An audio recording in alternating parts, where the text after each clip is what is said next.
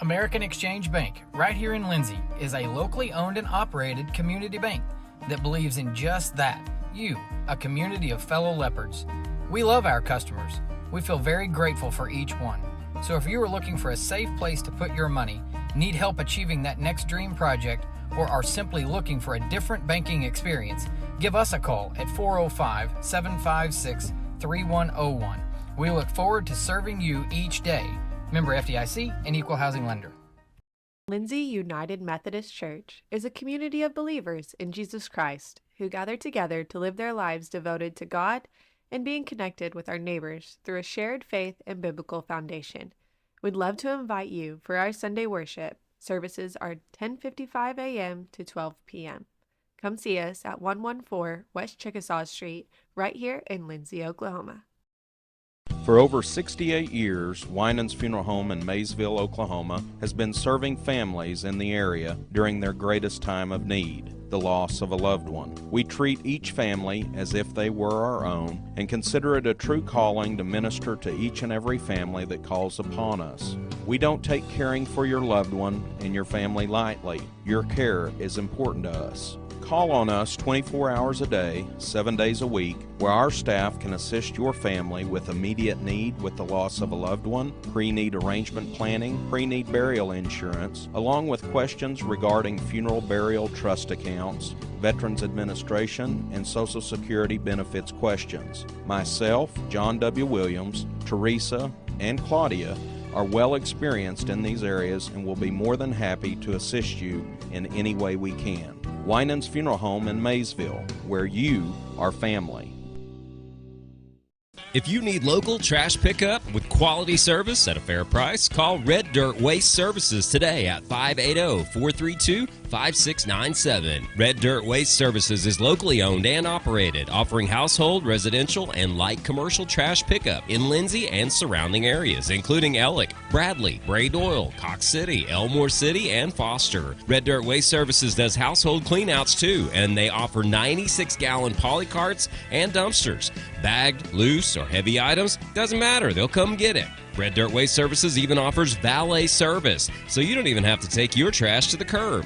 Schedule your weekly pickup today by calling 580-432-5697. Stop paying more than you have to for quality, dependable, and locally owned trash pickup. Call Red Dirt Waste Services at 580-432-5697. That's 580-432-5697. Craving a taste of authentic Mexico right here in town? Head over to Casa 13. Order to go and settle in for all your leopard action at home. Now serving breakfast Saturdays and Sundays. Come see us at 110 Southeast 4th Street. Go Leopards! This is Paul Beam, pastor of Calvary Baptist Church, inviting you and your family to join us this Sunday for worship. Bible study classes begin at 9:30 a.m. and worship follows at 10:45 a.m. You're also invited to join us on Wednesday nights for our Wednesday night meal at 5:15 p.m. with classes following at 6 p.m. Come and join us and discover what God is doing at Calvary. We are located at 410 West Chickasaw. You can also visit us on the web at cbclindsay.com. Attention Lindsay, Design It has a brand new home at 306 South Main, and we can't wait for you to see it. Step into our fresh new space and check out our latest spirit designs to cheer on your favorite local school teams. Whether you're looking for custom apparel, spirit gear, or unique designs that show your school pride, Design It has you covered. Come celebrate our new location today at 306 South Main Street in Lindsay, because at Design It, school spirit starts here. Legacy Roofing is a family-owned and operated business that serves Lindsay, Oklahoma and surrounding areas. We specialize in getting your home back to its best, whether it be annual wear and tear or storm damage. We don't just fix roofs, we take care of your home. Legacy Roofing, family-owned, community-focused, and always here for you. Call us today for a free estimate at 405-756-8855 and let us protect your home with the care it deserves. This is Dr. Matt Shelton with Lindsay Family Dentistry. I'm a 1997 graduate of Lindsay High School and have been practicing dentistry in Lindsay since 2006. We welcome you to come to our dental practice so we can help you and your family with all your dental needs. We offer dental services for everyone at every age, from braces to aligners to crowns, bridges, dentures, and implants. Give us a call today at 405-756-4093 or stop by at 102 Southwest 7th Street and let us give you the healthy, beautiful smile you've always dreamed of. Are you struggling to find a health insurance plan that fits your needs as well as your budget? Let me, Matt Powers, a licensed insurance agent, help you navigate the insurance maze and find the best plan for you. Together, we'll search a variety of plans from nationally recognized carriers at no cost to you. We can talk over the phone or in person. Why stress or wonder if you're choosing the right plan when I can help you for free? Call today and let me help you.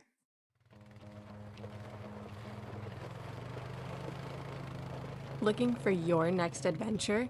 Head to Morris Motorsports in Chickasha.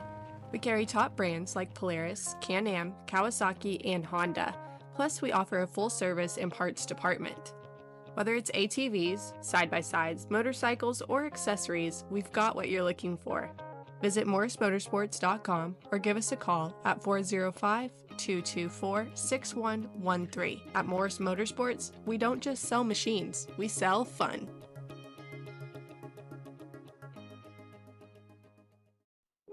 Sharon's Beauty Salon is your hometown stop for all of your salon needs. Give us a call or come by the salon to make an appointment. Go Leopards!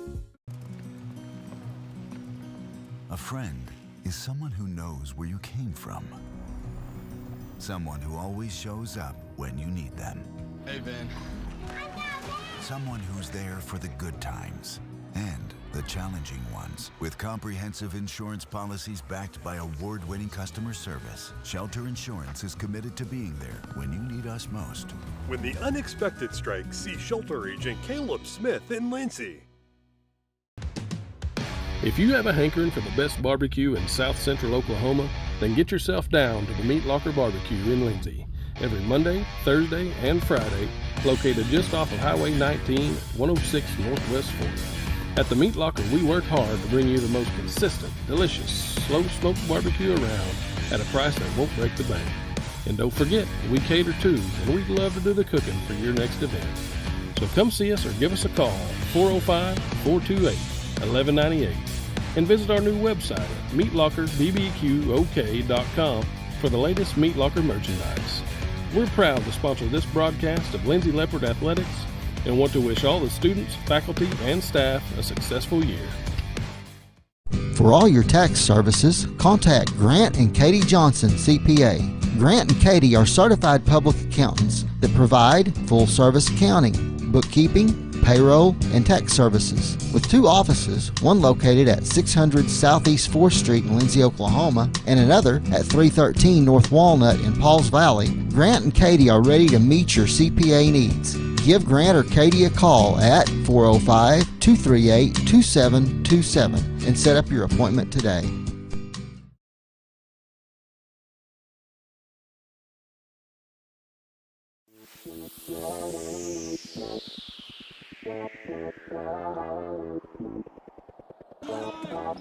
Hernandez goes baseline, sends it all the way to Russell, right corner, 3 on the way. Good! Hernandez in that Paul Valley game, out rebounded. Takes 6 on night to lead around the glass for Paul Valley. Yeah, give it. Hernandez, Cameron drives the lane, takes Hastings in, got him in the air, put it up and in.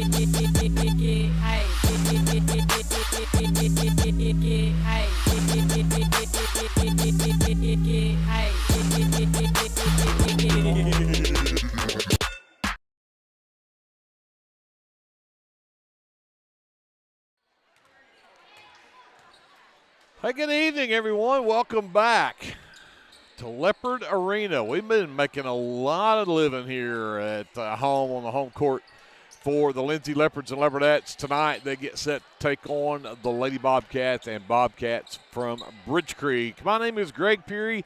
Glad you've joined us for tonight's broadcast of Lindsay Leopardette and Leopard basketball presented by the American Exchange Bank here on KBLP Live alongside my broadcast partner, Andrew Lyon. Andrew, we were here the last game right before school started on the 5th. We were here for that following Tuesday. We were here last Thursday, Friday, and Saturday for the Charles Cahetly Classic. We're back here tonight. Yeah, I'm starting to feel like I'm taking a break from the gym to go to work. We've been in this gym a lot in the last couple of weeks, you especially. But the opposite side of that is this is the last one for a while. And then we get to go on the road for a while. It'll be back, I think the 30th is the last, next time we get to come back home. But but the Leopards and Leopardettes coming off again a busy week here at home in the Charles Cahetly Classic on Thursday, Friday, and Saturday. And the Leopardettes coming out on the short end of their last two games in that tournament as they came away with that big overtime win against Cash on Thursday, and then on Friday had to take on Hera, who's ranked number 6 in 4A, and it wasn't the blowout I think everybody expected. The Leopardettes ended up losing by 20, but they lost more than that in that ball game. You got that right. Marisol Hernandez went down in that game with a knee injury. Kind of speculated over the weekend what it might be, but I think they have confirmed now tore her ACL and her MCL. And so she is out for the season. We'll not see her again. That's a huge blow to this Leopardette offense. She was their catalyst and things that made things happen. So got to go without her. J.C. Anderson hurt her knee in that same game against Hera there on Friday. Hers was a hyperextension, and so she'll probably be out for a couple of weeks to rehab that, but we should get J.C. Anderson back. But you're down two of your better players. First, your starting point guard and your first forward probably coming off the bench. Leopardettes are going to have to really kind of rally around each other now to take on a team. They bring in Bridge Creek tonight, who's 8-4 on the season. They're ranked number 20 in the state in 4A. Yeah, you got that right. Losing both of those girls in that game, a big blow. Awfully sorry for such a good player, and Marisol Hernandez suffering such a severe injury. Most importantly, we hope that she heals up from that. Basketball's secondary at this point, right. And she's also a very, very good runner. I know she enjoys that, so hope that she can heal up quickly enough to get back into track and cross country when that time comes. I guess cross country's done. Right, but you're right. Yeah, the track, and I think that she's just as good at cross country as she is about anything she does. Absolutely, absolutely. So, anyway, that being said, we got some girls that are going to have to find their way taking her spot. We lose the facilitator. We lose the girl that typically is bringing the ball down the court. I think everybody understands she's been the best ball handler and facilitates the ball, gets it down the court where it needs to go. So somebody's going to have to step up, figure out who's going to play that role in her stead. And we got a few girls that I think that can do it. I suspect they'll probably kind of do it by committee tonight. And we'll see how it goes. Glad that we will get JC back in a week or two. I saw her walking down here. She's wearing a brace. Don't think she has quite full range of motion, but looks like she'll make a recovery here pretty soon. And then in not too much more time, we kind of expect to have Ava Hassler back, and that will hopefully, if she can get to work, get in shape. I think she's been working out some. If she can get back in play in shape, then she'll be a big help and maybe take some of that worry off of us. Right. Well, again, the Leopardettes are 5-7 on the season, and in fact, was visiting with Coach Russell just a little bit ago before we went on the air. The Leopardettes are 5-7. All 7 losses have come to ranked teams. Mm-hmm. 5 of those 7 were ranked in Class 4A. I was down getting beautified before I came to the gym tonight. I went down to the right cut, let Deidre work her magic, and we were discussing that down there when, people look at the Leopardettes and go, man, they're having a bad season. They're 5-7. And I said, ladies, let's talk about it. They're not having a bad season. And they weren't talking about it. It was actually they had referenced somebody else was talking to them. Right. And said, man, those girls are having a bad season. No, they're not. They're bad seasons. They're bad draw. I mean, you're really playing some of the best teams in the state, and you're playing some of the best teams in the state and the class ahead of you. Right. And even though that hurts you on your record, I think it builds some confidence. The more you play teams that are that good, when you get back down into playoffs and you get back down into your class and play your class, I think you'll find that these girls have been kind of hardened at that point, and it makes it a lot better. I would agree with that sentiment. I think that's precisely the reason you see the teams like Millwood and the Dale kids playing teams that are way above them in class early on. I doubt Millwood plays a team less than 4A the whole first couple of months of the season, maybe not less than 5A. I think it's for that reason. You go play the big boys and play the big schools and the highly ranked ones. We've seen in the past where, say, just Millwood, for example, might have they might be 3-7 and be ranked in 2A. Well, they've only played 6A schools, out-of-state schools, stuff like that. And so I'm agreeing with you in a long way there, but I think it does build some character. I think these girls have been subjected to some tough battles, and that can only make them better.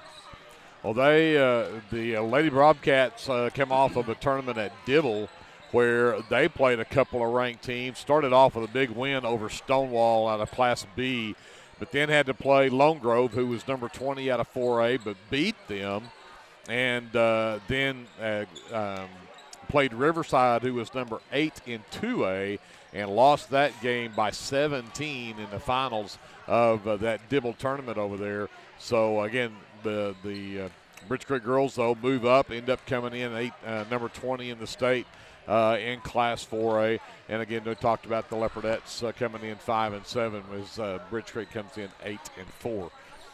Briefly, talk about the boys coming up here. The Lindsay Leopards remain undefeated. They'll come in 12-0. This week they moved up to number 7 in the state in Class 3A.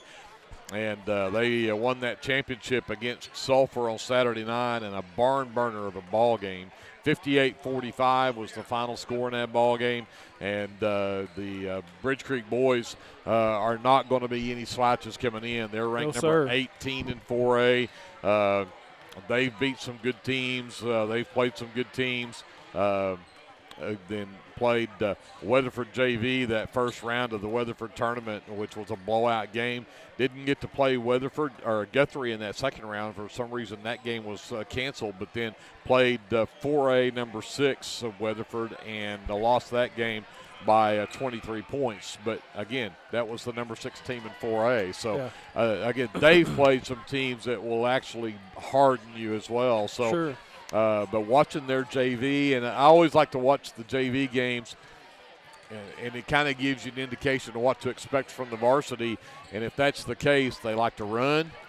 Their offense never stops. It's always moving. Mm-hmm. Their guys are never stopped or standing. All 5 guys are moving on the floor. So this is going to be a test for the Leopard defense, and find out, can they stick with them, and how's your stamina, because you're going to have to run all night long. Yeah. Well, I tell you what, the Leopards have been tested. That was a tough tournament we just played in. These were 4A schools that came to town, and we beat them all, and they were all tough. And the last 2 of those especially were teams that really like to run. They'll get in your face on defense. I think it was the Chickasha game. They had a little number 4, I can't remember his name, that was guarding Creed Taylor. Pretty well kept him locked down, and so forcing some of the other guys to have to step up, and that's going to be the case from here on out. Whoever their best player is, they're going to try to lock up Creed Taylor if they can. Yep. I was also just little bit perplexed seeing the rankings come out and Bridge Creek having dropped after only losing to Weatherford, who's number 6 in 4A. I really don't think that should have counted against them. So I expect it will be pretty solid. I agree. Oklahoma on the PA means we're just about ready for a national anthem. We'll send it back up to JD, take a timeout. Andrew and I will be back with your starting lineups and the tip-off between the Bridge Creek Lady Bobcats and the Lindsay Leopardettes. Right after this on KBLP Live. American Exchange Bank, right here in Lindsay, is a locally owned and operated community bank that believes in just that, you, a community of fellow leopards. We love our customers. We feel very grateful for each one. So if you are looking for a safe place to put your money, need help achieving that next dream project, or are simply looking for a different banking experience, give us a call at 405-756-3101. We look forward to serving you each day. Member FDIC, an equal housing lender. For all your construction needs, give Brad Taylor a call with B&S Construction at 1-405-428-0039. B&S Construction specializes in concrete pads, sidewalks, and metal buildings of all sizes. Call Brad today for a free estimate. The crew at B&S Construction would like to wish the Leopards a safe and successful season. Go Lindsay!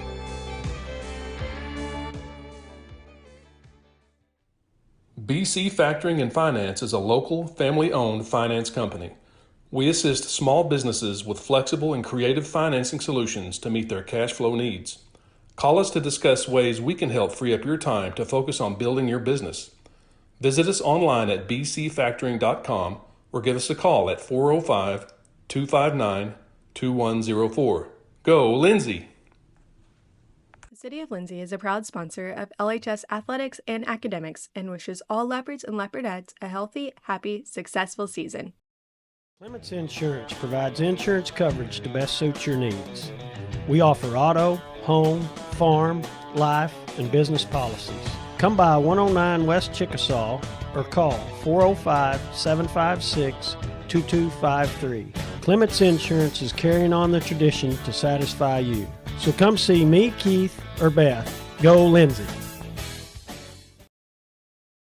Lingman Incorporated is a proud supporter of the Lindsay community. We hope you'll keep us in mind for all your oilfield electrical needs. You can give us a call at 405-756-4773. Hey friends, Danny Daniels here. I wanted to take a moment and let you know about a very helpful service that I provide for you and your family in our community. I own and operate Danny Daniels Pest Services, and I would like to ask you to call me the next time you have a need or desire for effective, safe, and affordable pest services. If you have spiders, roaches, ants, fleas, ticks, scorpions, crickets, whatever, I can help. Give me a call at 405-428-3833. That's 405-428-3833. I'd be glad to help.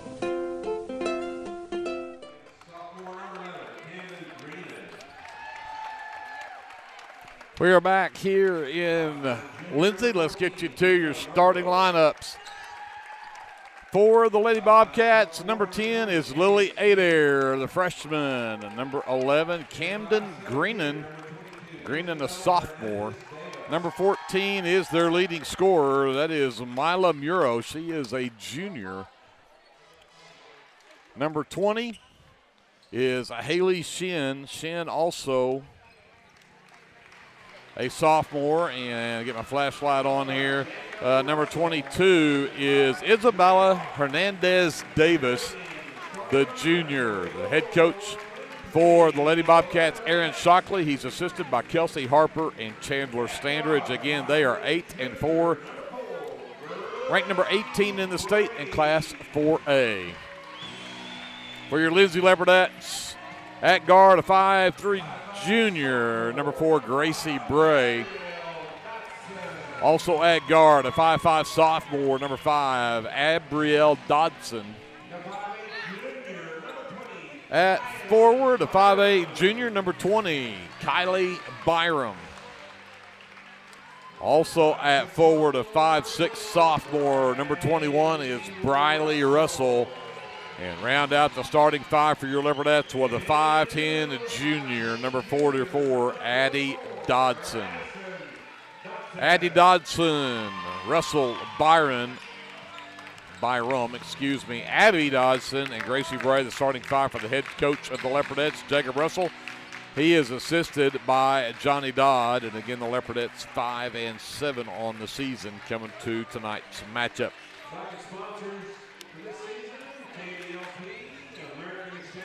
Greg Peary and Andrew Lyon here are courtside. Get you ready for Tuesday night basketball action here in Lindsay, Oklahoma. Jason Wallenberg back at our studios running the FM side at 105.1 KBLP. JD Scruggs on the live stream. Kevin Scruggs running the camera.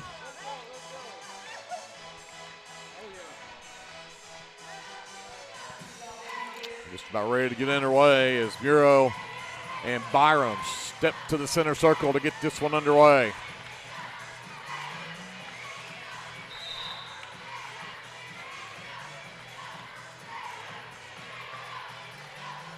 And controlled by the Lady Bobcats. Quickly they get into the hands of Hernandez Davis, who missed the layup. But the rebound, last touched by the Leopardettes, so it'll be Bridge Creek basketball. Davis to bring it out under the basket. They lob it all the way up top to Shin. Come back out to Adair to set the offense up. Leopardettes start out in a man. Hernandez Davis back between the circles from Euro. Tried to get Good the handoff in there for Adair, and they're going to call the over and back. That is Gracie Bray causing the turnover.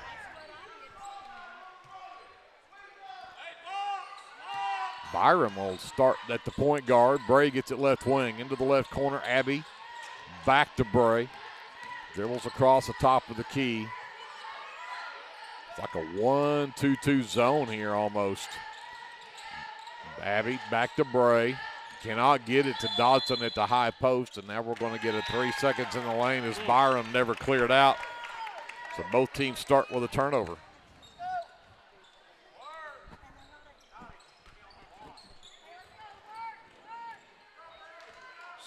Hernandez Davis gets it inbounds to Adair. She will bring it up against Bray. And Byram knocking it out of bounds. That was a breakaway layup if she could just have controlled that, but great anticipation from Byram. So Adair will try this again. Picks up her dribble. Looking for some help. Byram nearly had a steal again. Muro drives down. Left corner three is off the front of the rim, no good. The backside rebound is pulled down by Adair. Takes it to the rack, misses it. The rebound and put back from Muro doesn't go either. Quickly the other way come the Leopardettes. Up top, Byram on the handle. Russell across the top of the key to the left side. Into the left corner, three ball, won't drop. Good shot. Abby couldn't get it to go. Rebound pulled down by Muro. Here comes Davis. Russell picks her up top of the key, looks to drive in, double team, back to Muro. The floater in the lane is an air ball, but she'll get contact and free throws. Yep, little handsy on the defense right there. Byram whistled for her first team foul in the quarter. Muro heads to the line to shoot two. Knocks down the first, and we played almost 2 minutes before either team able to score.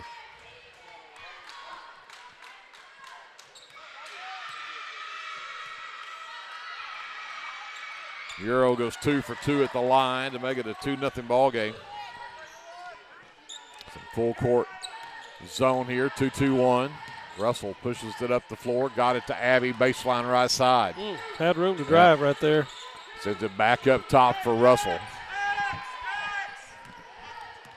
Coach Russell calls out the offense. Bray gets it left wing, catch fire, three, just off the back rim, no good. Hernandez Davis with the miss. She tries to go coast to coast. And she drug that pivot foot. Traveled. Turnover number 2. And again, here comes the trap. And the turnover. Oh, no. Oh. Let Adair missed it. There we go. Lost it going up. That's got Gracie going down. No, thought the fast break might go to the rim, but she pulled it back. So Byron will give it up for Dabby in between the circles. Back to Bray. Left corner, Addie looking inside at Byron, but she is covered up underneath there with Greenan. Abby, left wing 3, off the front of the rim, no good. Byron fight for a rebound, got it. As she got pushed to the floor, she'll get a foul. I think they'll get that on Camden Greenan. Greenan's first will be the first team foul. On the floor, so no free throws. Russell around an Addie screen. Nobody picks her up at the free throw line, but the jumper will not fall. And they're going to say that when Haley Sheehan pulled down the rebound, she was standing on the baseline, so the Lady Bobcats give it right back to the Leopardettes. Brady inbounds. Byron out in the right corner. Shoot it. They leave her wide open. Got it. She knocks down the 3. 3-2 Leopardettes. Davis left wing. Works to the top of the key. Goes back to her left hand. Now backs it over in the left corner to Muro. Muro drives in. Triple team, and she'll draw contact as she hits the deck. And she'll get a couple of free throws here again. That one called on Addie Dodson, her first. Team's second. And Muro can't get that free throw to go. It'll stay a 3-2 Leopardette lead.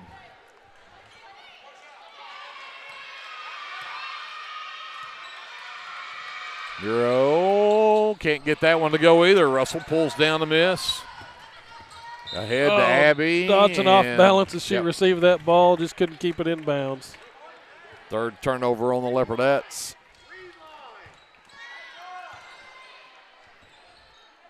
Adair will bring it up for the Lady Bobcats. 4:35 left here in the first. 3-2 Leopardettes by 1. Right wing, catch fire 3 off the front of the rim. No good for Shin, but Davis comes down with the rebound. Her drive and flip in the lane will go up over the front of the rim and in. 4-3 Lady Bobcats. 4:15 left to go here in the first. Byron, right corner, Russell surveys. Comes back up top to Byron. Back over to the left corner now for Bray. Inside Addie. Turns around, lost the basketball, dove on it. It gets tied up. The Leopardettes have the possession arrow, and I think Addie may have hurt herself diving after that one. That was tough, but yeah, that is. That's sacrificing yourself just to make sure you keep the possession. You bet. Love the hustle there. Bray under her own basket to inbounds. Out into the left corner. Byron going to try the other corner. This time it's an air ball, and Shin will pull down the miss.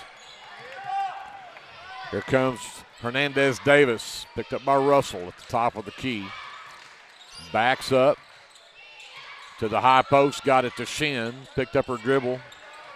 Now looking for help. Got it to Adair around the top of the key. Hands off to Muro. Muro in the lane.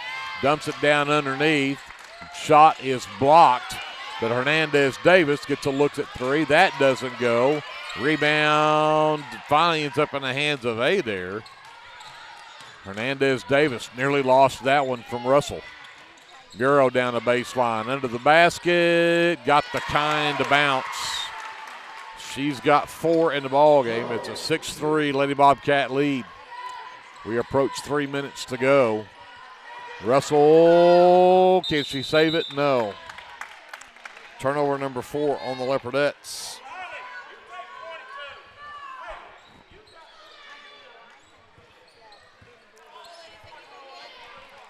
So Byron will switch off and pick up Hernandez Davis now as Adair walks it up. Muro on the handoff and traveled with it. Got the extra step in before she got the dribble down. And that's the 4th turnover on the Lady Bobcats. Bray will get the inbound. Again, some token three-quarter court pressure here. And Muro, a cheap reach-in foul from her. Her first will be the team's second.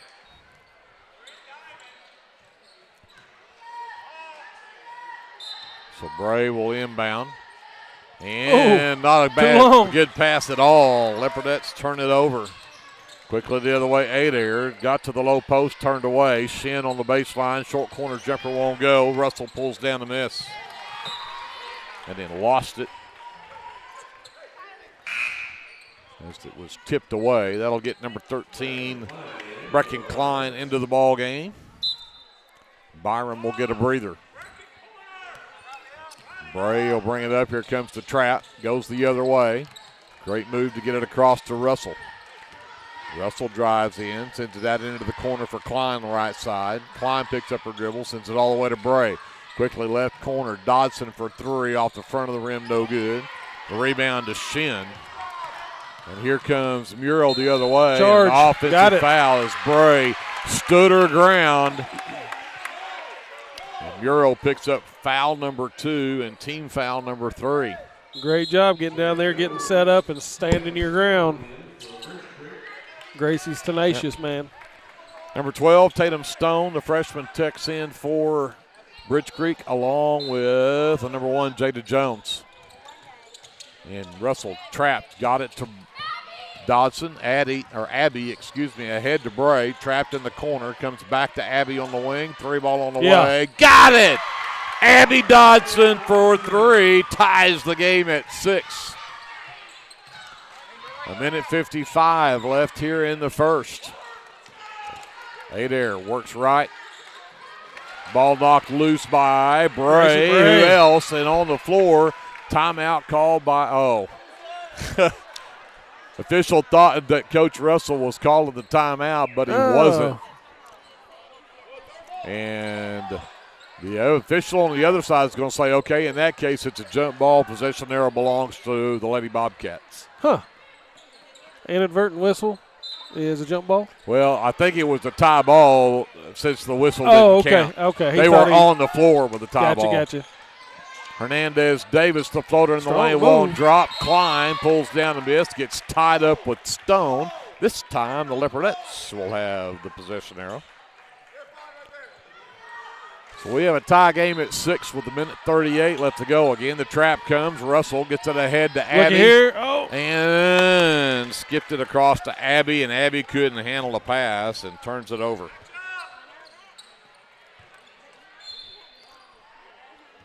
Had their chance right there. So Adair will bring it up. Takes her time getting across the timeline. Bray waits for her there. Spin move, gets to the free throw line, out into the left corner. Stone for 3, no. The offside rebound for Jones, however. Reloads, can't get hers to go. Russell pulls down rebound number 3. Gets the pass from Bray over into the right corner. Klein for 3. Got it! Brecken Klein. And the Leopardettes take a 9-6 lead. Exactly 1 minute left to go, and Bridge Creek wants to talk about it. We'll take a 30-second timeout. We'll come back after this. Leopardette basketball presented by the American Exchange Bank on KBLP Live. First Baptist Church of Elmore City is a place where faith, family, and community come together. Whether you're a lifelong believer or just beginning your walk with Christ, you'll find a loving church family here. From Sunday services to Wednesday night fellowship, youth and children's ministries, and local missions, there's a place for everyone at First Baptist Church, Elmore City. Come as you are, we're saving you a seat. That's what I've got.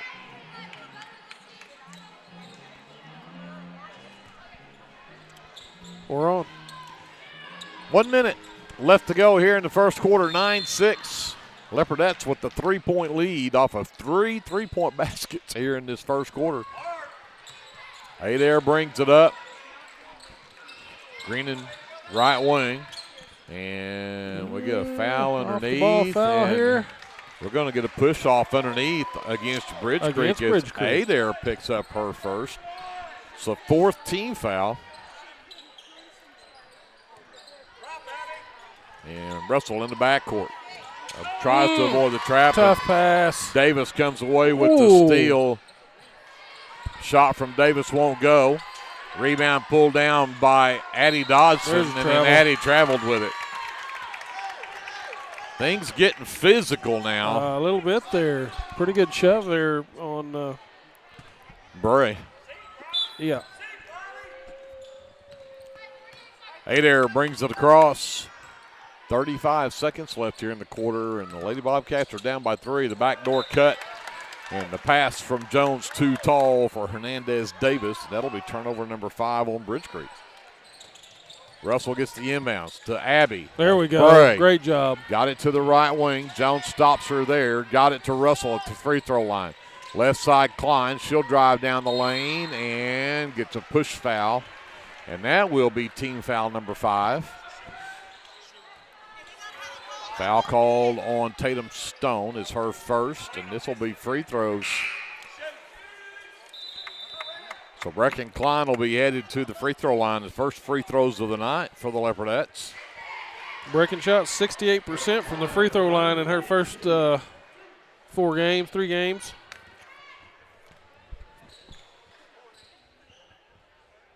There we go. 10-6 as Klein knocks down free throw number 1 with just 19 seconds left here in the first quarter. Klein can't get the roll off the second one. A rebound is pulled down. Here comes Hernandez Davis. Out to Jones in the corner. Drives under the basket. The floater won't go. Dodson with the rebound. 3 seconds. Klein ahead. Right wing. 3 ball on the way. Yes! Count it at the buzzer! Great job. Klein's second 3 at the buzzer gives the Leopardettes a 7-point lead at the end of 1. 13-6 Lindsay. Timeout on the floor. We'll get the second quarter underway right after this. This is Leopardette basketball presented by the American Exchange Bank on KBLP Live. Taco Truck is ready to curb your hunger. The traveling taco truck has locations in Lindsay and Blanchard and is available for catering services. You can contact El Unico to book your next event at 405-760-0821. El Unico enjoys supporting all of our leopards with their Taco Tuesdays. Reach out to El Unico for your next event. For all your tax services, contact Grant and Katie Johnson, CPA. Grant and Katie are certified public accountants that provide full-service accounting, bookkeeping, payroll, and tax services. With 2 offices, one located at 600 Southeast 4th Street in Lindsay, Oklahoma, and another at 313 North Walnut in Pauls Valley, Grant and Katie are ready to meet your CPA needs. Give Grant or Katie a call at 405-238-2727 and set up your appointment today. Bridge Creek will get the basketball to start the second quarter. They trail the Leopardettes 13-6. And Hernandez Davis will get it to Adair in the backcourt to get the second quarter underway. Leopardettes stay in that man defense. They had that the whole first quarter. Stone gets it left wing. Down the baseline, and the floater will fall through for Jada Jones.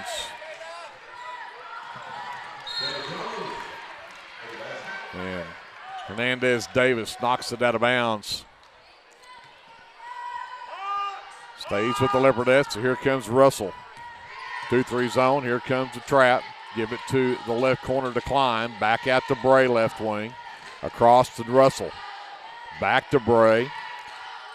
To the high post, Addie back out to Russell, quickly to the right corner. Abby Dodson's 3 is short. Rebound, Jada Jones.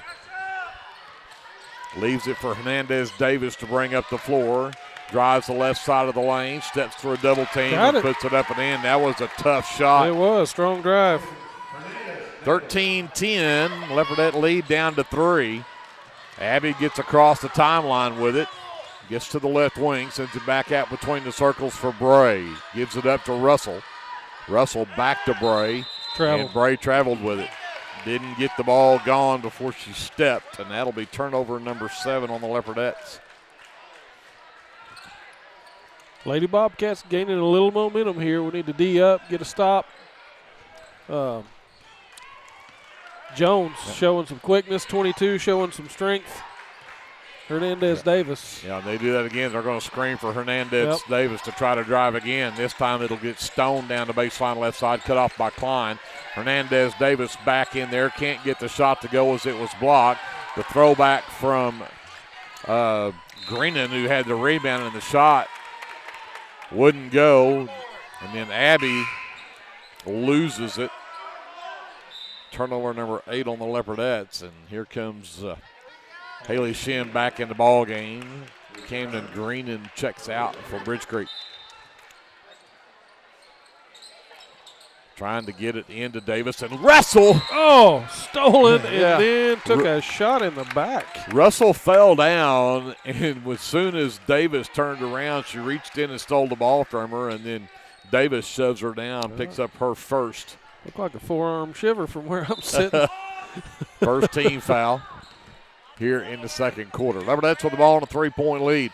Klein in the lane with the floater, can't get it to go. Rebound pulled down by Tatum Stone.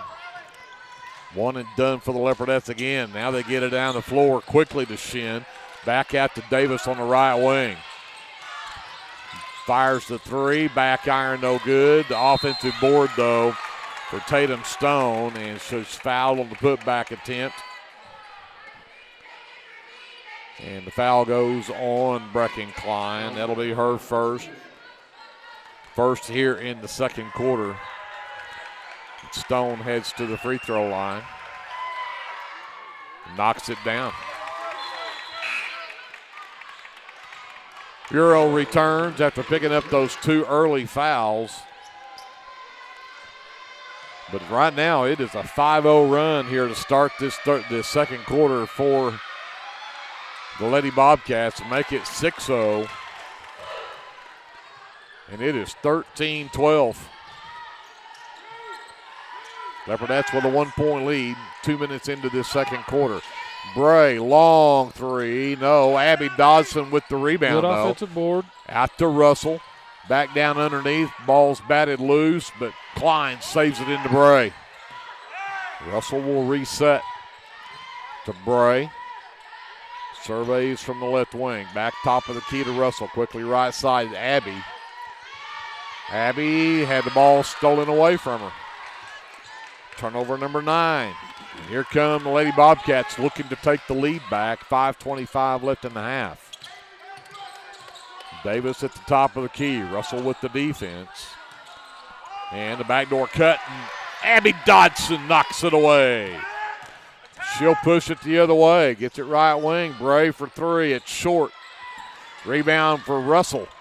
Knocks it loose. Bray tips it out to Klein, who puts up the 3. That won't go. Russell will go track down rebound number 4. And then it's batted away under the basket. It'll stay with the Leopardettes. Bray under the basket to bring it in. Russell goes out to the right corner to get it. Works around, and Muriel knocked it away again. Her and Russell the other way, and Muriel knocks it down from the layup left side, and it's a 14-13 ball game and an 8-0 run here in this second quarter from the Lady Bobcats. Dodson left wing. Abby sends it back between the circles to Bray. Klein now right side. High post intended for Dodson, stolen away by Davis. Travel. And a great defensive play by Gracie really Bray. Good job there, Gracie, not to let her get out in front. Adair and Greenan return. Muro and Stone will check out.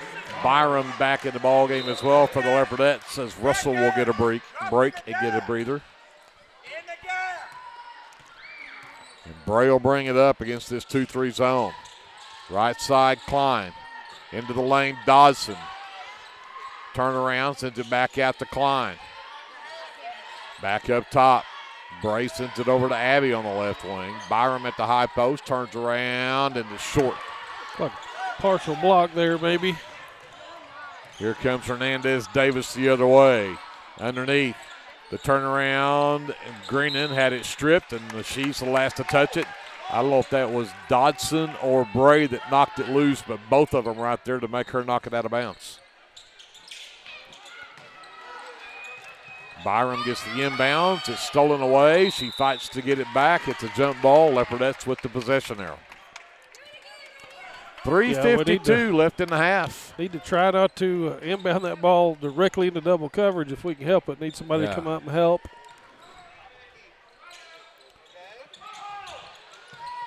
Now they get it to Addie.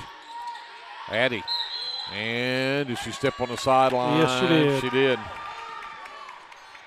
And again, got to get the ball out in the middle of the floor, and they're getting it right close to the sideline, and let's just another defender when you do that. Let's get out of the corners, get off the sidelines. Shin on the baseline, very short with her shot. Addie Dodson with her fourth rebound. Outlet for Byram, sends it up the floor to Abby in the right corner. Hernandez Davis hounds her there, goes back out to Byram. Again, they trap, come back over to Bray between the circles. Abby right wing, back to Bray. Quickly left side, Klein. Bray to the high post, Abby. Turn around from the free throw line. It's off the mark. Rebound comes down to Haley Shin.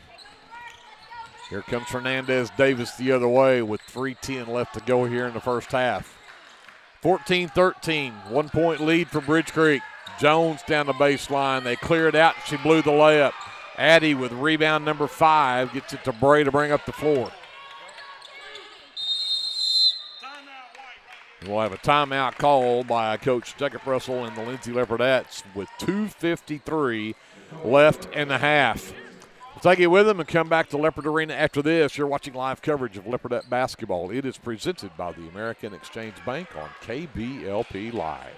Get your game day, or any day, off to a great start with Hot Mess Coffee at 213 South Main in Lindsay. Hot Mess Coffee Co. offers coffees, lattes, teas, and other tasty beverages, plus great food, too. Good luck to the Lindsay Leopards from Hot Mess Coffee Co. and Java House Realty at 213 South Main in Lindsay. 14-13, and as bad as I hate to say it, the Leopardettes have not scored since the end of the first quarter. We've got 2:53 left to go here in the second, so they've played over 5 minutes here and have not scored here in the second quarter, and yet they only trail by 1. That's the good thing, but it's a shame we come into this second period flying high off of a big three by Brecken Klein, smiling, having a good time, then we look up and we're down. So Leopardettes with the ball. Abby Dodson has it out near the half line. Sends it to Addie on the wing right side. Bridge Creek has gone to a man defense here, by the way. Addie needing some help. Finally got it away, and did they travel with it? 5-second call. So Leopardettes, turnover number 13. Into the game for the Leopardettes, Alondra Lopez, number 45. The 5'9" senior will replace Addie Dodson for the final maybe 2:36 here. Let Addie catch her breath. Also in the game, number 1, Kobe Miller, the freshman. Miller knocks the ball away from Euro. Euro goes baseline. Miller with her step-by-step. Again forces a tough pass. Shin between the circles. Comes back Hernandez Davis left side. Can't get away from Good Byron. Defense there. Euro back to Adair. Air ball from the left corner. Underneath, Green comes away with the rebound, though. We approach 2 minutes left here in the third. Hernandez Davis again looks to drive in. Double team. Out to the left wing from Euro. Miller has her shut down. Back to Davis around the Muro screen. Reloads. Can't get around Byron. Dribbles back to the top of the key. Goes over to Shin. Bureau catches the three from the right wing, and it goes down.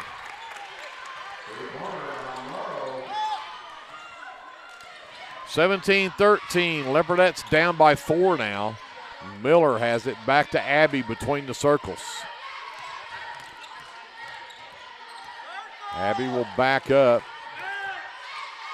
Miller, left side, looks at Lopez at the high post.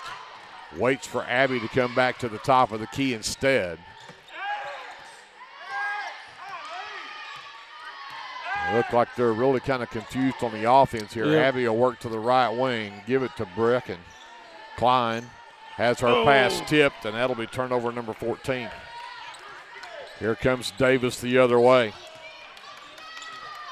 Gives it up to A there, top of the key with 54 seconds left. Nero gets it back.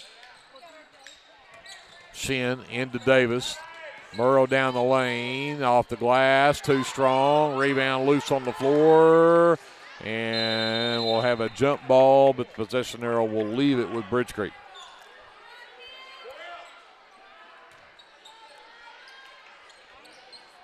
So Hernandez-Davis will bring it in on the baseline. Murrow in the lane. Again, Abby got a hand up and knocked it loose. But Byram needs some help in the backcourt. Davis is all over her. They do finally get it across to Miller left side. Stops, puts up the three, and it's an air ball.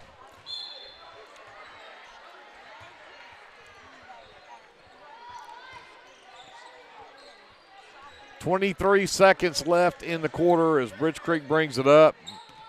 Murrow will give it up to Adair. Down to 15 to the high post. They give it to Adair. The give and go, and then the runner down the lane will not go for Adair. It's tipped out of bounds, and it'll be Leopardette basketball with 7.3 seconds left. Russell and Bray checks in. Lopez and Miller check out. Leopardettes with 7 seconds. Got it in. Got to move the ball. 4. Bray down the floor. Klein, can she do it again? No. Ooh. Back rimmed it this time, and it's no good. And the Leopardettes held scoreless in that quarter, and they'll head to the locker room down by 4.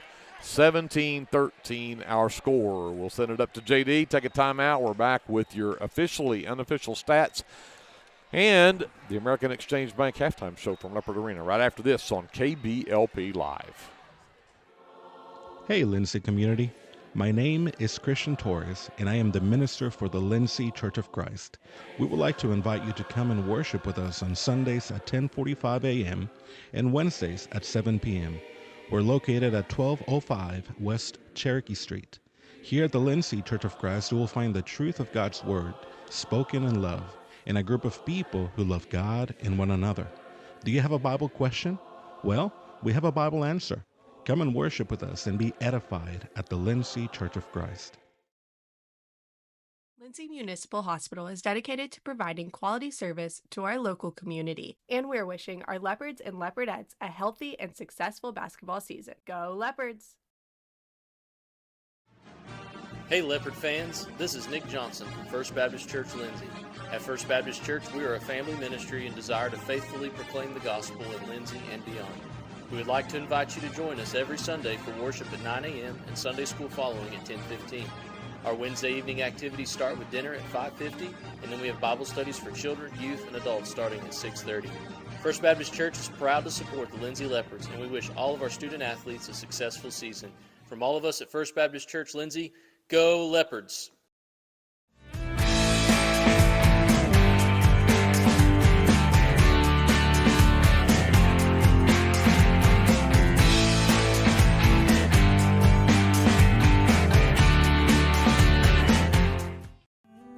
Capturing all your special moments is such a blessing to me, from running down the ball field to walking down the aisle. Call or text Photography Blessings by Lacey for all your photography needs. 405-428-0305. Go Leopards and Leopardettes. At Rural Electric Cooperative, we're committed to providing electric power and opportunity to the many areas our members call home. That includes supporting youth programs that teach life skills and build character. With REC, you're more than a customer, you're a member owner. And that's why we're always working hard to provide you with the most dependable electric power possible. As a Touchstone Energy Cooperative, REC is dedicated to providing the best service possible and supporting the communities in our service area.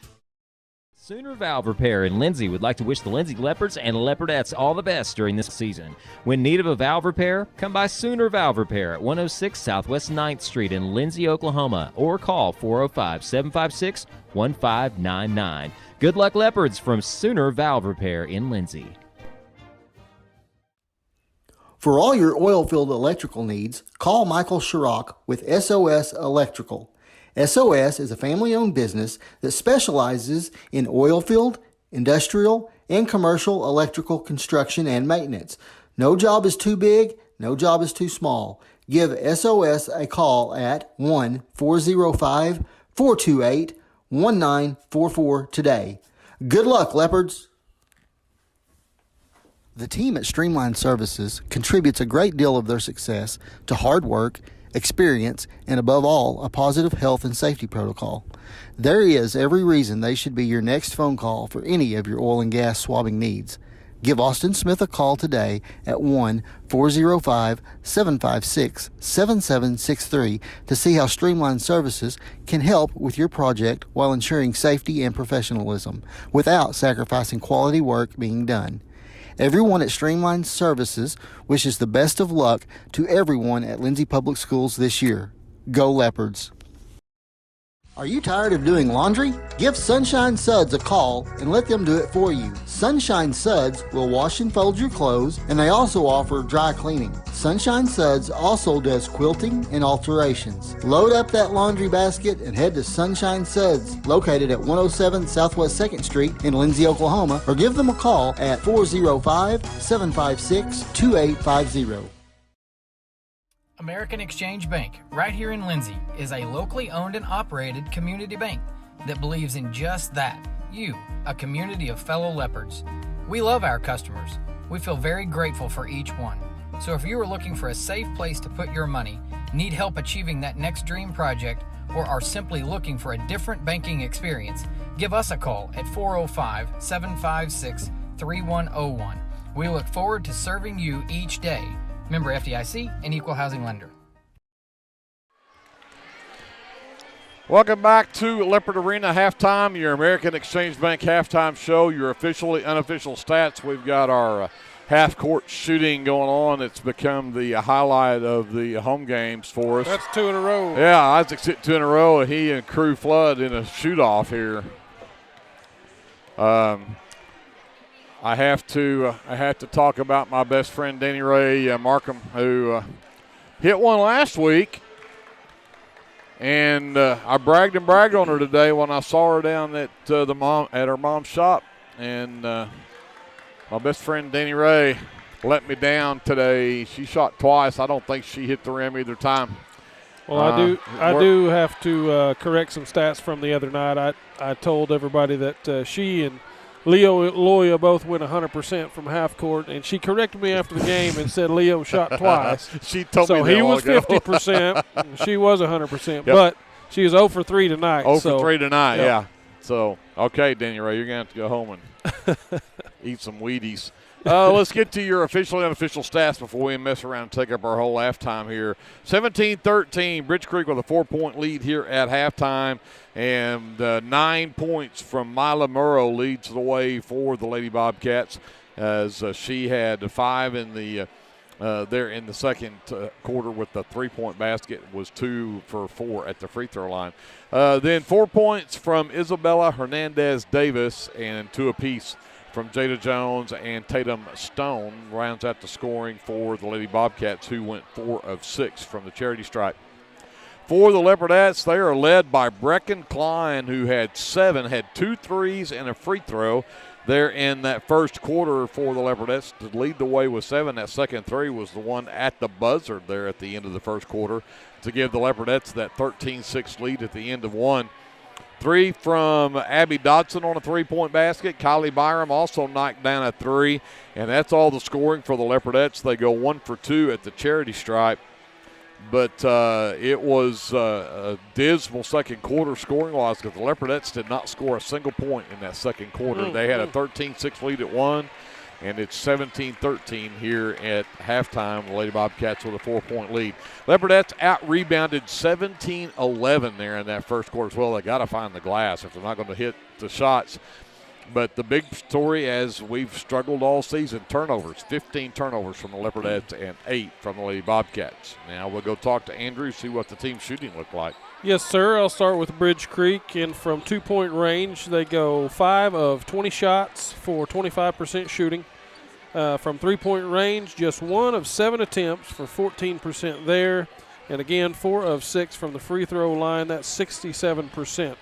Overall, from the field, 6 of 27 for 22%. For the Leopards, 0 shots made from 2-point range, so nothing there. 4 of 13 attempts from 3-point range for 31%.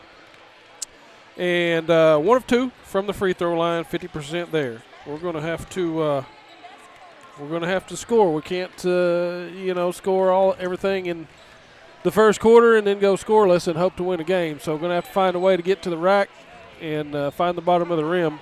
They played pretty good defense at times. Bridge Creek not shooting particularly well, so the door's wide open. No reason we can't clean that up a little bit, find a way to get the ball inside to one of our 2 big girls and let them go to the hole. Well, as I walked by down here just a minute ago, went down and was talked to Doyle Gredeman and Michael Holden down here, and I said, they looked so good that first quarter, and the second quarter they didn't. And the first thing that Doyle Gredeman said, we're not going to the hole. That's it. Got to go to the hole. Yep. And so I think if we can get that accomplished, I do. I think the Leopardettes have got a good chance here again to be only down 4 and not even score a point in the second quarter. You got to like your chances here if you can just get some things going offensively. Yeah, no doubt. I agree with that 100%. Again, Bridge Creek not playing particularly well. We are playing pretty good defense. The turnovers, again, always the story with us. If we can convert those turnovers into trips to the goal, whether we make it or miss it each time, just the numbers are always very lopsided. 27 attempts versus our we were a little closer. We were 19 attempts. So a lot of times we just don't even have the attempts. So we got to get down there, throw that thing up, give it a try. Leopardettes will get the ball to start the third quarter. That is your American Exchange Bank halftime show and your official and unofficial stats. We're underway. Addie Dodson has it in the right corner for the Leopardettes. Into the short corner, Russell into Byram, and Byram is fouled. There we go. Said we got to attack, and they did. I think they'll get Isabella Hernandez-Davis with her second personal. There you go. You take the ball in there and give it an attempt. You draw some contact. Put Byram at the line, who just misses the first one, and Byram is a 35% free throw shooter so far on the season. Knocks down the second one for her 4th point of the game, and it's 14-17. Leopardettes are back within a possession. Isabella Hernandez-Davis sends it up top to Shin. Shin back behind her to Murrow. Murrow drives to the lane, sends it back out to Adair. Adair to the free throw line. Back to Murrow. Murrow to the left elbow. Out to Shin on the left wing. Back up between the circles for Adair. She will reset out near the half line. Greenan tries to drive down, lost the handle on the basketball. Managed to get it out to Davis. Davis drives the lane, shut down, and then she'll turn it over. She tried to send it back out to Adair, and it'll be turnover number 9 on the Lady Bobcats. Leopardette defense. That's what we've been talking about all season. Yes, sir. Been so good. So Brady inbounds. Will send it into the backcourt to Russell. They'll look to trap her as she comes across. The trapper before she even gets across. Gets it ahead to Abby on the right wing. Skip it all the way to the left side to Bray. Into the left corner, Byram. Back to Russell. Abby between the circles. Russell back left wing into the left corner for Byram. Back to Abby. High post, Addie turns around, nearly lost it, got it back to Bray. Her blocked. It was blocked. Byram came away with the loose ball, but her shot in the lane won't go, and they're going to say Hernandez-Davis was the last to touch it out of bounds. So Leopardettes under their own basket with the possession. 6:43 left here in the third. Bray gets it into Russell around an Addie screen. She'll work all the way back up top and reset. Drives down, sends it to Abby on the wing left side. Comes back to Russell. Back to the high post, Addie. Underneath, there we go. Byron Easy wide bucket. open, lays it up and in.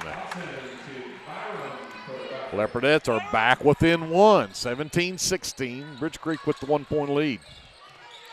Murrow, the dribble handoff, lost it off of her leg, out of bounds. That's 2 straight turnovers the Leopardette defense has caused on this end.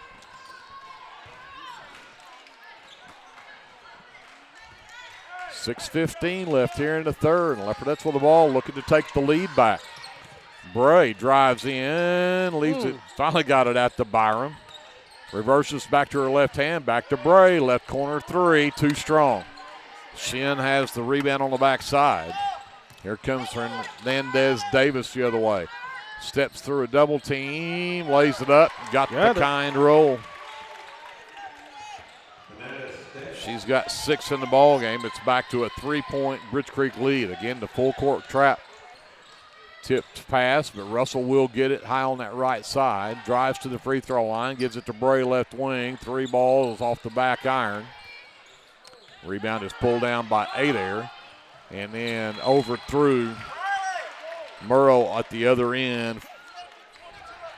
Turnover number 3 here in this third quarter. Bray steps through a double team. Leopardettes have numbers now. Addy into the lane. Out to Abby. Up top, Byram. Squares up, fires a 3 off the glass. It won't go. Rebound pulled down by Shin. And a jump ball called, and it'll be a Bridge Creek basketball. And Bray looking like she may have taken a shot to the mouth right there.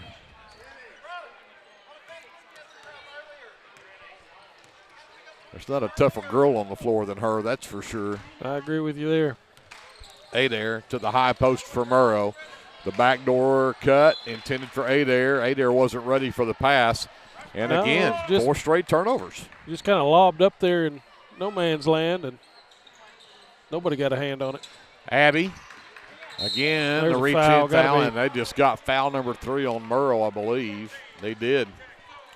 Murrow's third is only the second team foul in the quarter, but that will get Jones and Stone back into the ball game.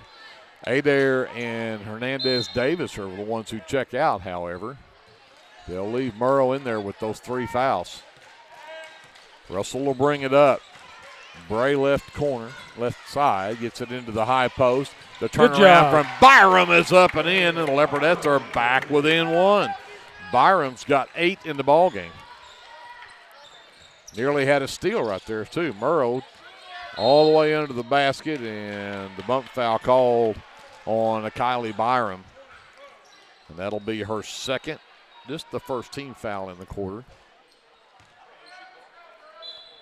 Murrow to bring it in on the baseline. Still looking all the way into the left corner. 3 ball rattles out for Stone. Abby pulls down the miss. Bray back to Abby, all alone, top of the key, got it! Abby Dodson's second 3 of the game, and the Leopardettes are back on top by 2. Murrow looks to attack, Russell with the steal, and then Brecken, Byron led Russell too far with the pass, and they'll turn it right back over. Murrow under the basket, the reverse, and they'll get the foul. Get that one on Abby. And nope, on Addy. Excuse me. Addy Dodson picks up her second team foul, but Murrow, it's become very obvious she is going to drive the basket, and she doesn't care how many people you put in front of her. You're either going to foul her or she's going to make a shot. She does knock down that free throw, puts her in double digits with 10. Makes it a 21-20 ball game. Leopardettes still have a 1-point lead. Byram checks out. Klein checks in. Second free throw from Murrow won't go. Addy Dodson's 6th rebound. We're trapped. And Murrow stole the ball but bounced it on the baseline, so the Leopardettes will get to keep it. Bray will inbound into the backcourt for Russell. Murrow waits. Jones waits to help with the traps. Tries to avoid it. Got to get across the timeline. Does get it to Klein left wing. Lost the handle on it. Pretty good bump right there from Stone into Brecken Klein. They will say she's out of bounds, so it'll be Leopardette basketball as Russell will get the inbound from Klein. Goes right back to Klein, looking inside at Addy. Turn to go, girl. Turn around, double team, missed a shot. Shin pulls down her sixth rebound. Shin the other way, stops, fires a three off the back iron, and Klein should have really picked up talent number 4 on Merle right there. She was over her back. But rebound is pulled down by Russell and tied up, and Leopardettes have the possession arrow.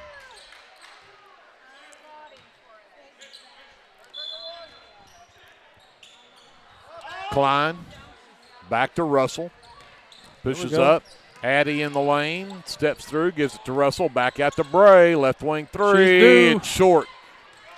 Jones comes down with the miss. She'll push the other way. Bray with the defense on her. Murrow works the other way. And Bray. Not much of a foul there. Murrow was out of control. But she cleanly knocked the ball out of her hand before there was any bodily contact right there. Bray's first, team's third. She defended 2 girls on that play right there by herself. She did. Stone gets the inbounds. Gives it over into the right corner. Greenan drives in, gives it to Murrow, top of the key. Murrow again looks to attack. Goes all the way into the back. Double team. Rejected, but the Leopardettes the last to touch it. Great defense right there, and a good job of blocking that shot without fouling. So Murrow will bring it in on the baseline. Shin checks out. Greenan back in the ball game.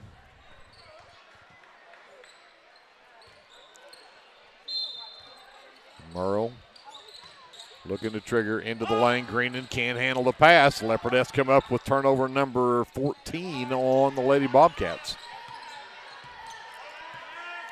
Abby on the handle. The Leopardettes with the ball and a 1-point lead. Left corner, Addy. Catch fire three is short. Got her own miss, though. Right back to the rack and put it in. Nice job. Followed her shot. 23-20, Leopardettes. Adair the drive at the other end. Scoop shot won't go, and the rebound last touched by the Lady Bobcats.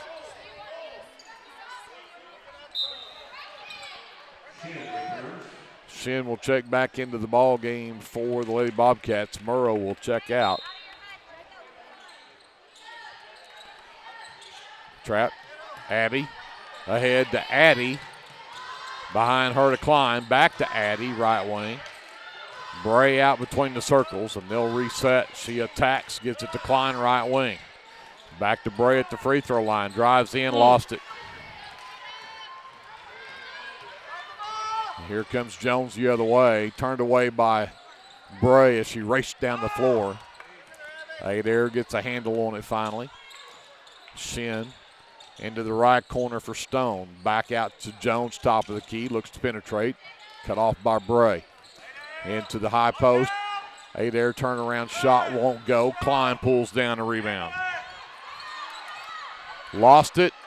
Got it into the hands of Stone, who put it up and in. 23-22, 1-point lead for the Leopardettes again. Klein has a 2-on-1. Addy stops, baseline, puts it off the glass and in.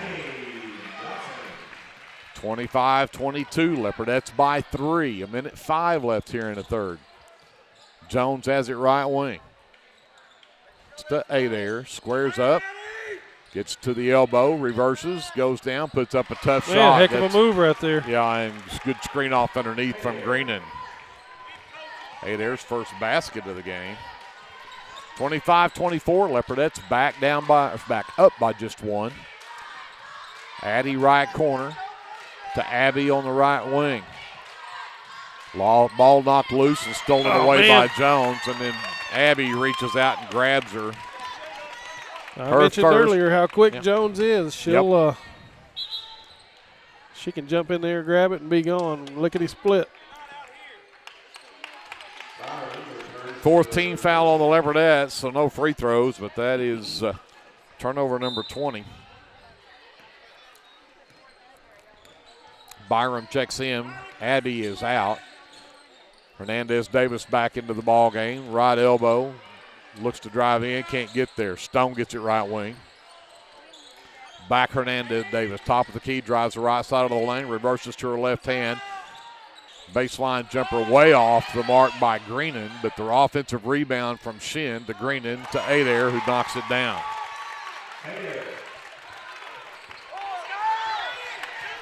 Here comes Byram the other way at the buzzer. Got a foul. And wave it off. Oh, thought they blew the whistle just before the horn there for a foul. But yep. Yeah, probably going to call it travel there maybe, but 26-25. The Lady Bobcats have a 1-point lead at the end of 3. We'll step aside, come back with the fourth quarter right after this. This is Celebrity Basketball presented by the American Exchange Bank on KBLP Live. A small business needing a little creative pick-me-up? Do you need to refresh your business cards or looking for a new logo? Is your business Facebook page still using photos from 2019? Tailored Creative Services offers services for logo design, business cards, photography, videography, and pretty much everything in between. Find me on Facebook at Tailored Creative Services, and let's talk about your next project. Craving a taste of authentic Mexico right here in town? Head over to Casa 13. Order to go and settle in for all your leopard action at home. Now serving breakfast Saturdays and Sundays. Come see us at 110 Southeast 4th Street. Go Leopards! We are back to get the fourth quarter underway, and this has been an entertaining game. The Leopardettes had a 7-point lead at the end of one. A scoreless second quarter for Lindsay allowed Bridge Creek to have a 4-point lead at halftime at 17-13, but the Leopardettes outscore Bridge Creek 12-9 in that quarter. And so now it's a 1-point Bridge Creek lead as we head to the fourth quarter. Anybody's ball game here. Greenan to Murrow, driving the lane, gets it to Hernandez-Davis. Her jumper from the left wing is short, but the offensive board putback doesn't go for Adair either, and Byram will come away with the miss. They'll trap. Byram comes away with it. Russell, top of the key. Got to protect the basketball, and they get it turned over again. Adair into the lane for Murrow. Turns around, throws one at the basket. Can't get it to go. Addie Dodson has her 8th rebound. Got to take care of the rock. Can't turn it over here. You can't score if you keep giving it back. Klein to Addie at the free throw line. Drives the right side of the lane. Steps through. Russell can't get it to go.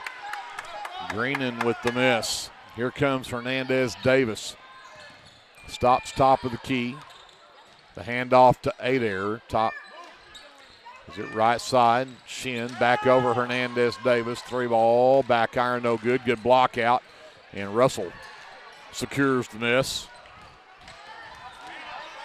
Got a wolf. And Earl just picked up foul number 4.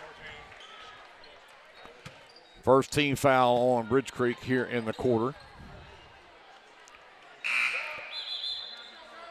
That'll get Stone into the ball game. Murrow will sit. Back in the game for the Leopardettes as well as Abby Dodson, as Gracie Bray will get to take a break. Abby in the backcourt, brings it up on Adair.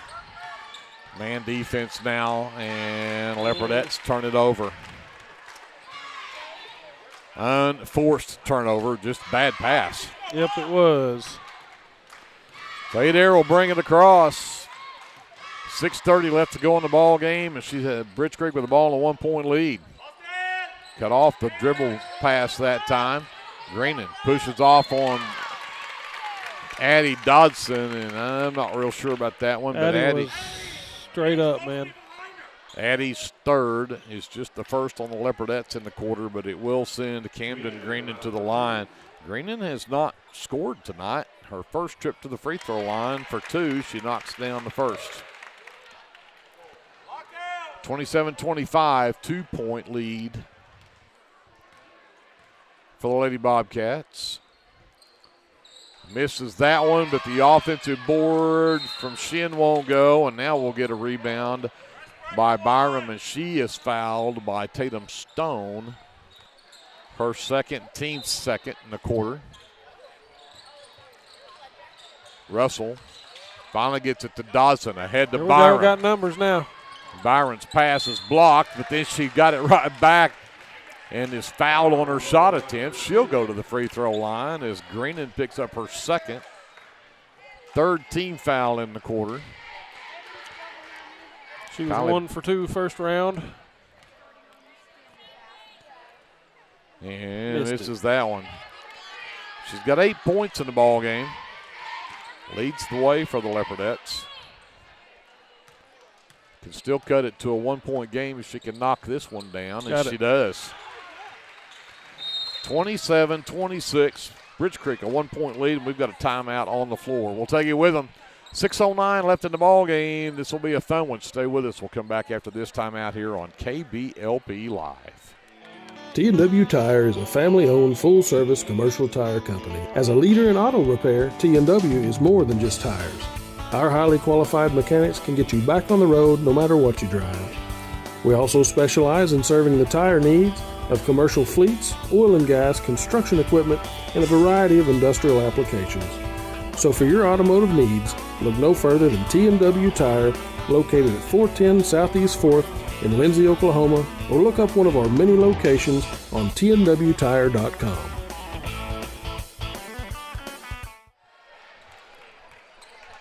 Leopardettes are battling the number 18th ranked team in the state in 4A and the Bridge Creek Lady Bobcats, and they have a 1-point lead on Lindsay with 6:09 left to go in the ballgame. Leopardettes look to trap now. Adair gets it to Shin. Back to Stone, into the lane. Jumper is an air ball. Corralled underneath by Russell. Oh, man. I tell you what, you had Breckenklein wide open down here on this end of the court. She could have turned and got rid of that one. Leopardettes keep possession. Jones is going to check back in, replace Shin.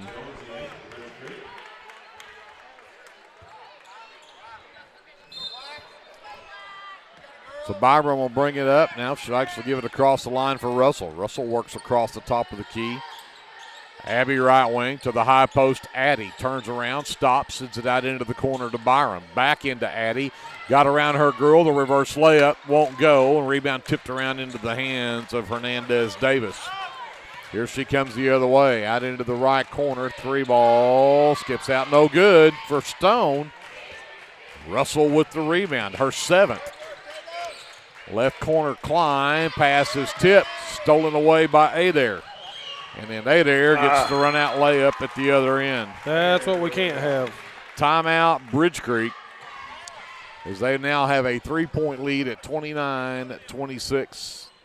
We'll take you with them. We'll come back to Leopard Arena after this. This is Leopardette Basketball presented by the American Exchange Bank on KBLP Live. For over 68 years, Winans Funeral Home in Maysville, Oklahoma, has been serving families in the area during their greatest time of need, the loss of a loved one. We treat each family as if they were our own and consider it a true calling to minister to each and every family that calls upon us. We don't take caring for your loved one and your family lightly. Your care is important to us. Call on us 24 hours a day, 7 days a week, where our staff can assist your family with immediate need with the loss of a loved one, pre-need arrangement planning, pre-need burial insurance, along with questions regarding funeral burial trust accounts, Veterans Administration, and Social Security benefits questions. Myself, John W. Williams, Teresa, and Claudia are well experienced in these areas and will be more than happy to assist you in any way we can. Winans Funeral Home in Maysville, where you are family. Byram to inbound for the Leopardettes. Here comes the full court pressure again. Abby had her pass stolen away again. Hernandez Davis blew the layup though, but somehow Stone came out of there with the rebound.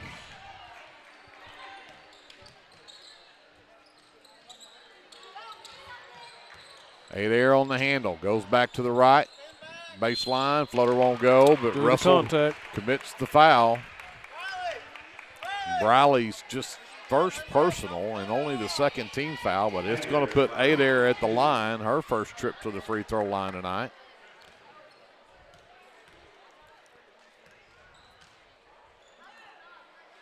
And it'll drop down for her. She's got 7 in the ball game, all here in the second half. And I think that 4-point lead represents the biggest lead of the game for the Lady Bobcats. 4:54 left to go in the ball game. Klein checks out. Bray is back in. Misses the second free throw. It's loose and out of bounds. It'll be Leopardette basketball. All right, we got to come down here and take care of it.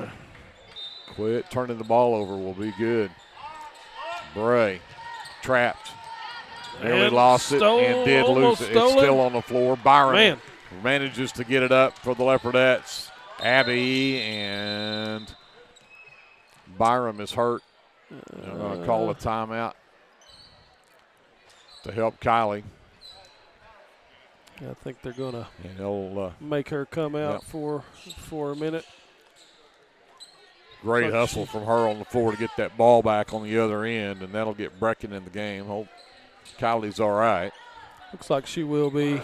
Might have taken a shot to the face there. I didn't see who the contact was from.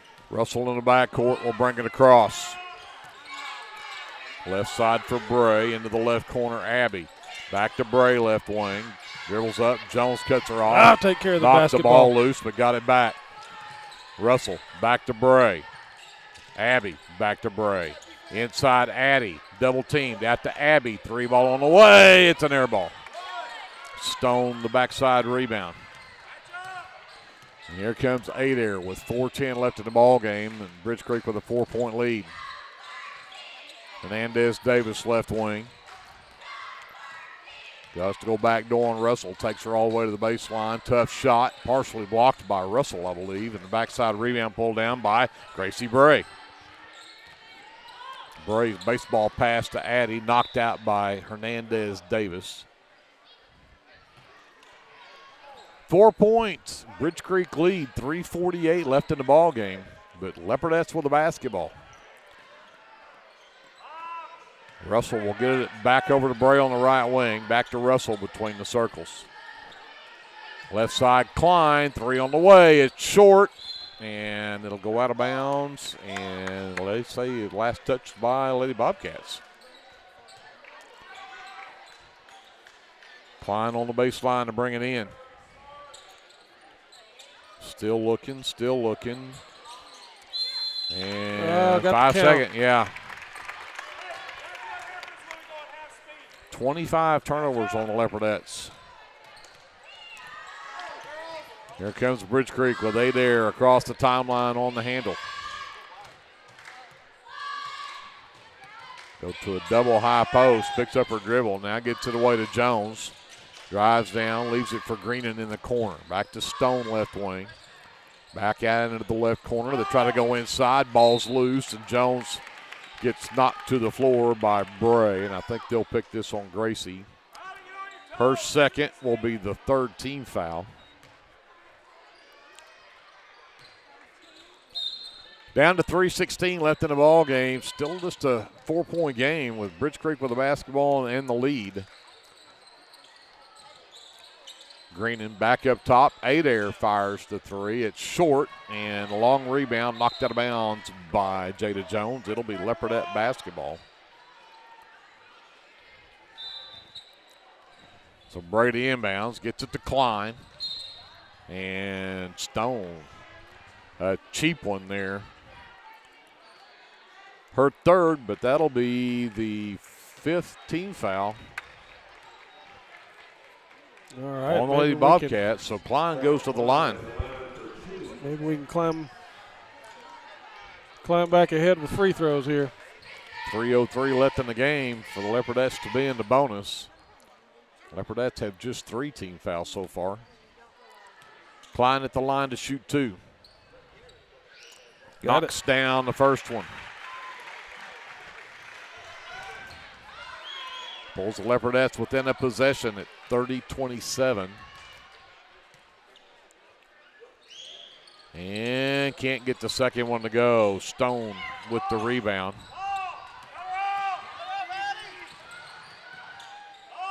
Adair gets it back out to Stone, top of the key. Right wing for Jones. Back to Stone. Nobody picks her up. She shoots the three, misses it. Good rebound by wide right. Riley Russell. Yep, Russell with rebound number 8. Out into the corner for Abby. The baseball pass to Bray, left wing. Addie steps out to the corner left side. 3 off the back iron. Everything but the finish. Jada Jones pulls down the miss. Here comes Hernandez Davis the other way. Leaves it out into the corner. A 3-ball will rattle in for Tatum Stone. 33-27, 6-point lead. Again, the biggest of the game for the Lady Bobcats. Addie back to Russell. Russell for 3. Back iron, no good. Rebound pulled down by Greenan. Under 2 minutes to go now. The Leopardettes need to get the ball back here. Get some stops. Jones in the corner. 3-ball on the way is an air ball. Backside rebound for Abby. And then she's fouled. That goes on Lily Adair, just her second, but free throws for the Leopardettes as Abby Dodson heads to the line for the first time tonight. She's got 2 threes for her 6 points on the night.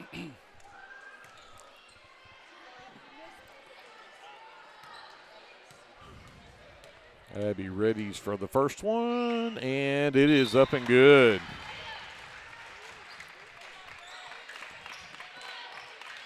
Leopardettes within 5.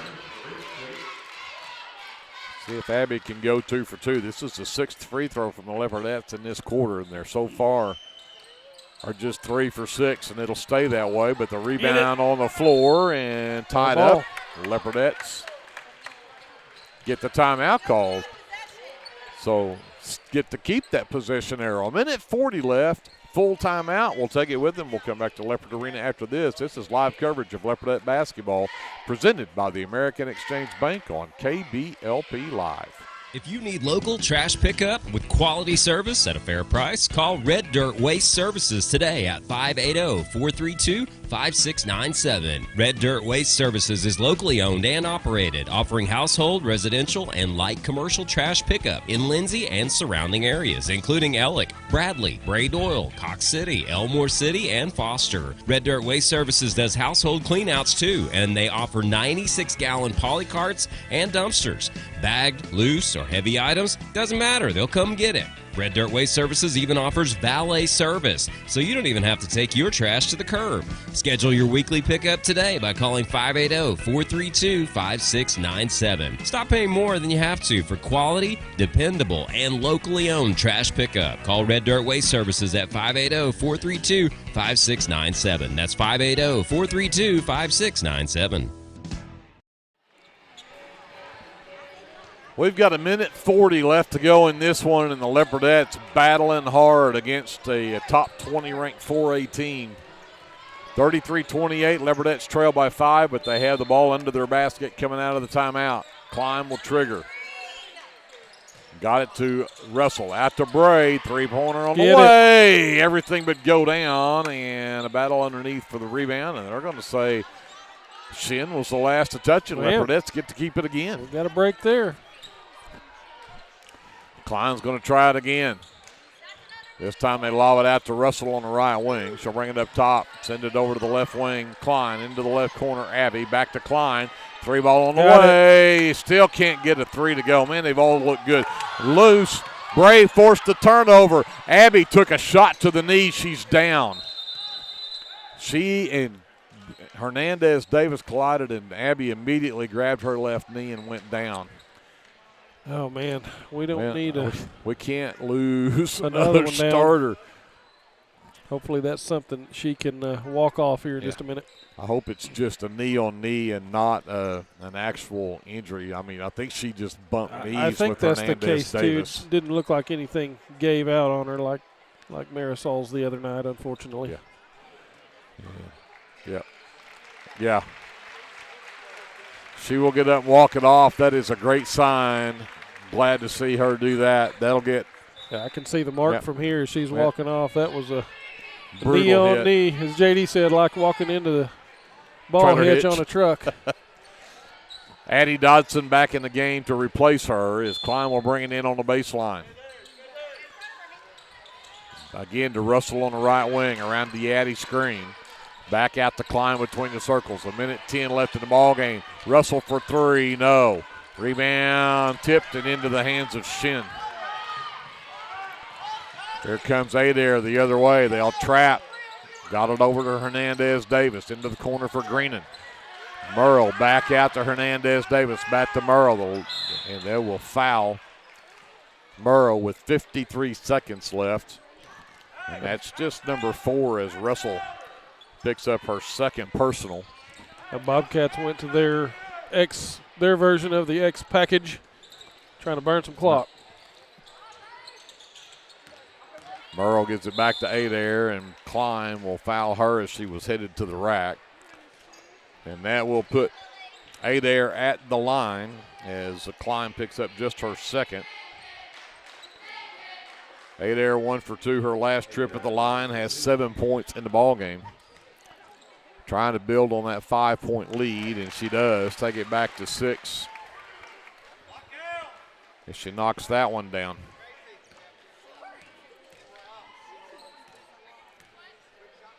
Adair's second one on the way. She goes 2 for 2 that trip.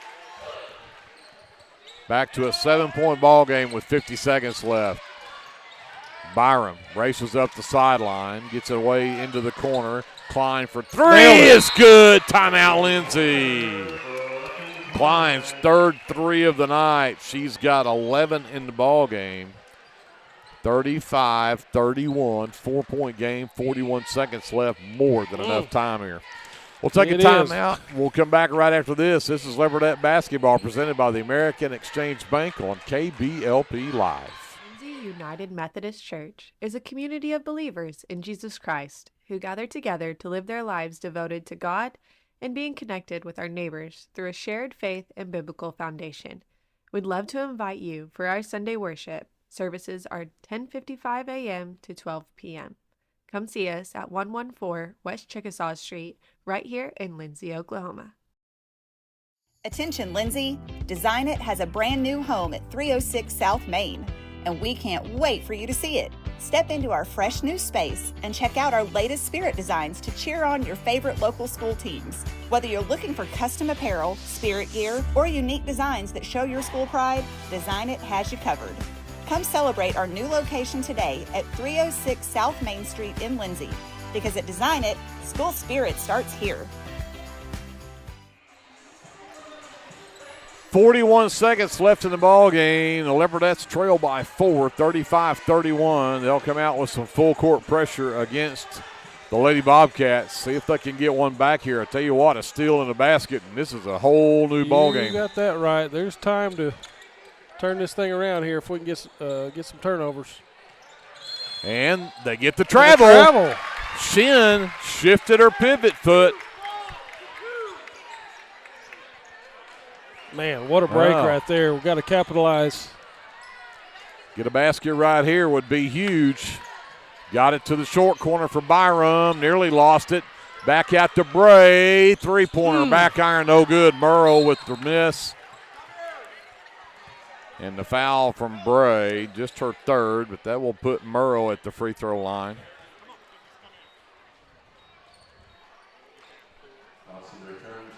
Addie Dodson back into the ball game for the Leopardettes. Murrow heads to the line. 3 of 6 there tonight. And make it 3 of 7. She can't get that one to go.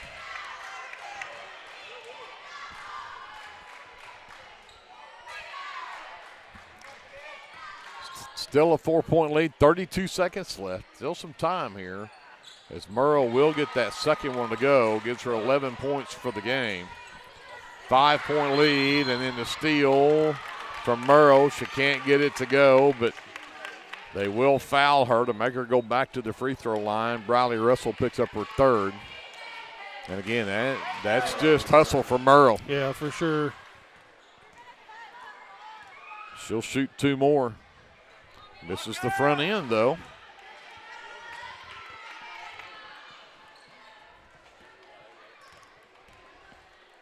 28.8 seconds left. She gets the second one. 37-31. Look up. Dodson stops, right elbow, lost the basketball. Hernandez-Davis with 15 seconds left to Camden, up top to Adair.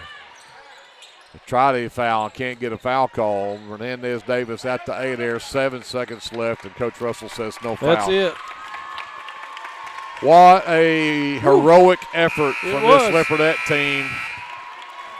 After a scoreless second quarter, they fight back to within 1 at the end of 3 and end up losing by 6 to, again, a top 20 ranked 4A team in the Lady Bobcats. 37-31 the final score. We'll send it back up to JD, take a timeout, wrap this one up. We'll get ready for the boys matchup coming up right after this. Leopardette basketball is presented by the American Exchange Bank on KBLP Live.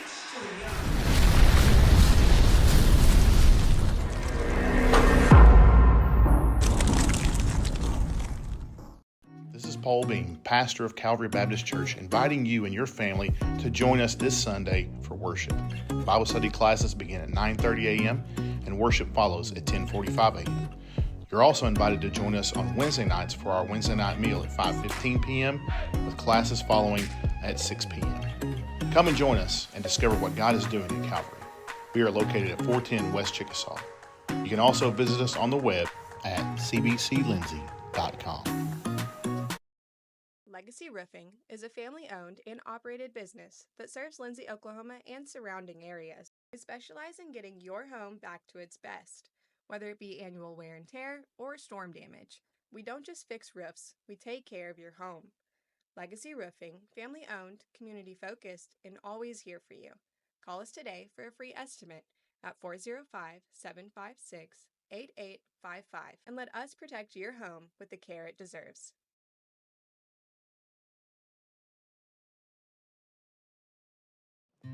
This is Dr. Matt Shelton with Lindsay Family Dentistry. I'm a 1997 graduate of Lindsay High School and have been practicing dentistry in Lindsay since 2006. We welcome you to come by our dental practice so we can help you and your family with all your dental needs. We offer dental services for everyone at every age, from braces to aligners to crowns, bridges, dentures, and implants.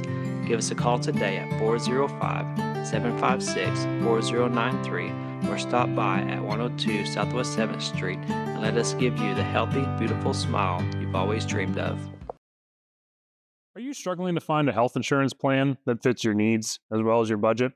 Let me, Matt Powers, a licensed insurance agent, help you navigate the insurance maze and find the best plan for you. Together, we'll search a variety of plans from nationally recognized carriers at no cost to you. We can talk over the phone or in person. Why stress or wonder if you're choosing the right plan when I can help you for free? Call today and let me help you.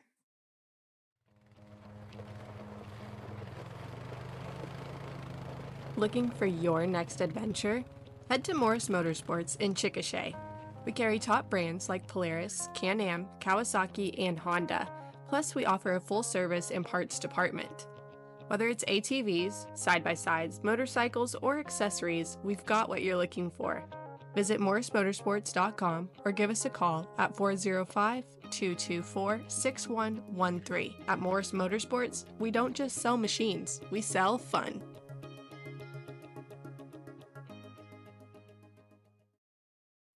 Sharon's Beauty Salon is your hometown stop for all of your salon needs. Give us a call or come by the salon to make an appointment. Go Leopards! A friend is someone who knows where you came from. Someone who always shows up when you need them. Hey, Ben.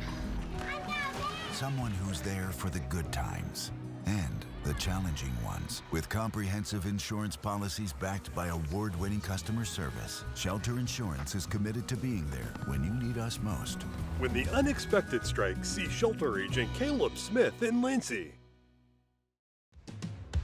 If you have a hankering for the best barbecue in South Central Oklahoma, then get yourself down to the Meat Locker Barbecue in Lindsay.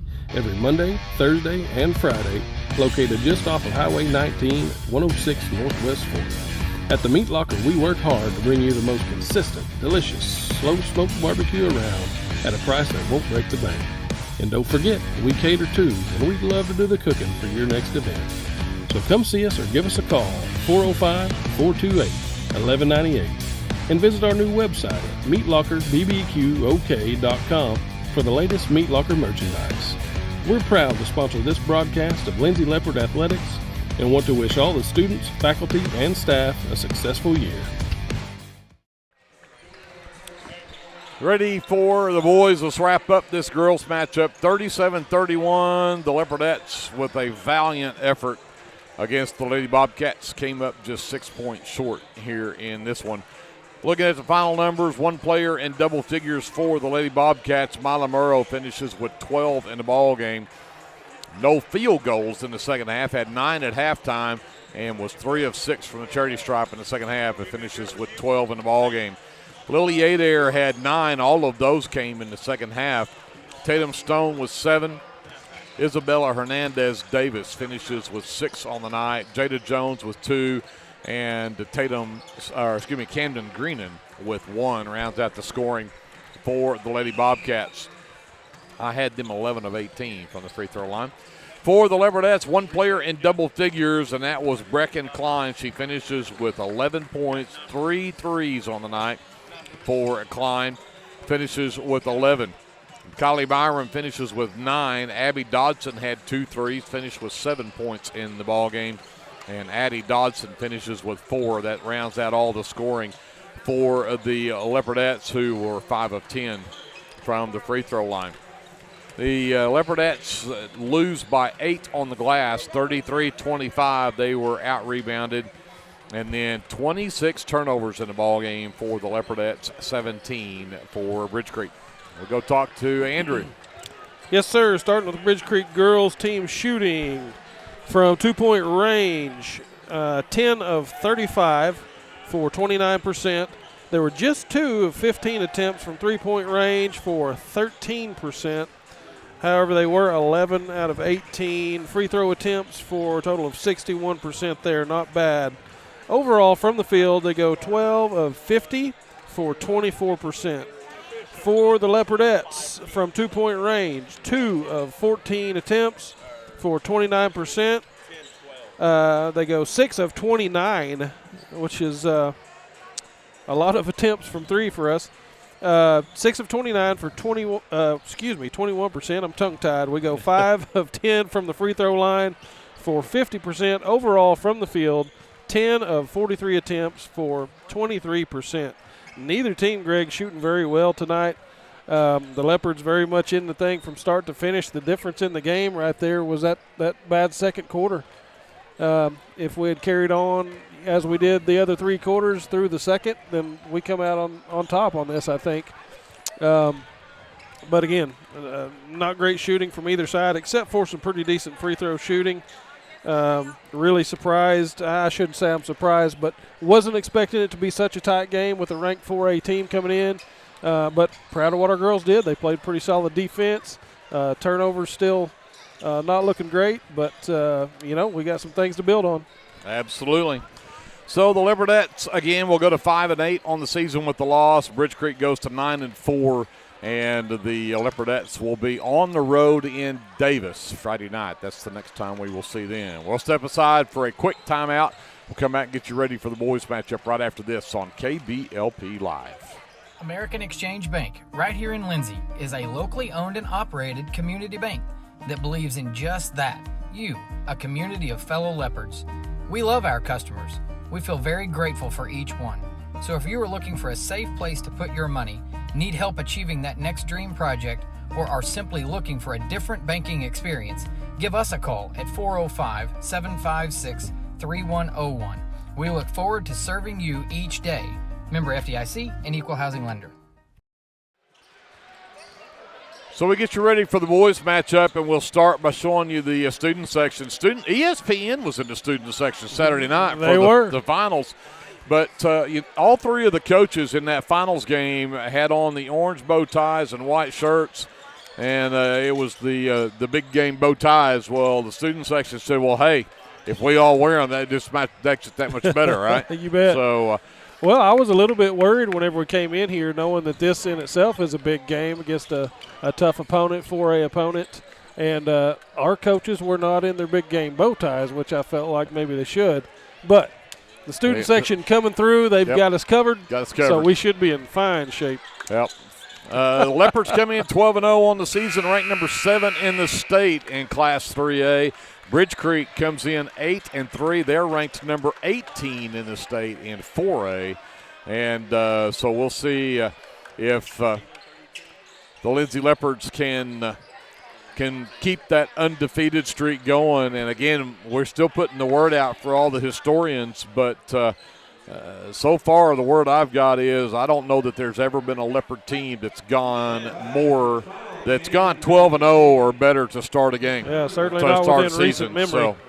So, record-setting season here for the Lindsay Leopards here. And, again, in the top 10 this week at number 7, but we'll talk about that in a second. This is a Bridge Creek team who, again, dropped to number 18, lost to Weatherford in that Weatherford tournament last weekend, but Weatherford's number 6 in 4A. I don't know why you drop them after a short loss like that, but let's get to your starting lineups. Number 0 is Abe Williams. Williams is a 6'3 junior. Number 4 is Boston Steen. Steen is a 6'1 senior. And Dax Glenn. Not enough you can say about that kid. He's 6'1", plays like he's 6'6", can do it all. 6'1 senior. Number 12 is Logan Hastings. Hastings, the 6'3 junior. And they round out the starting 5 with the number 23, Colton Moore, the 6'5 senior. Bridge Creek 8-3 on the season, ranked number 18 in 4A. Kevin Korstjens, the head coach. He's assisted by James Hall, Jeremy Young, and Adam Shoemake. And again, the hometown Lindsay Leopards, 12-0 on the season. They'll start at guard, a 5'9 senior, number 1, Armando Hernandez. At forward, a 6'2 junior, number 2, Isaac Cameron. At guard, a guy that dropped 30 in the championship game against Sulphur, ended up the MVP of the Charles K. Hately Classic, a 5'10 senior, number 3, Creed Taylor. At forward, a 6'1 senior, number 10, Hunter Russell. And they round out the starting 5 at forward, a 6'4 senior, number 12, Gustavo Torres. The head coach of the Lindsay Leopards, Timmy Boyer, and he is assisted by Lance Osborne and Chase Byrne. Well, buckle in. This ought to be a good one. No kidding. Should be a barn burner, kind of like a Thunder game that's going on right now in Paycom Center. Well, you're going to have to keep your head in this one, I know it. But, hey, I had tickets to go to that game tonight. I chose to be here and not there. But I sure want the Thunder to avenge that Spurs. The Spurs have beat them 3 times. For sure. So right now it's 43-41 Thunder with 5:55 left in the half. So we'll try to keep up with that here too. I always feel good with this reffing crew. They always come over, give us a fist bump. They've done well. The girls' game, they've done a really good game. We'll see how they do here. Cameron and Colton Moore set to tip it away.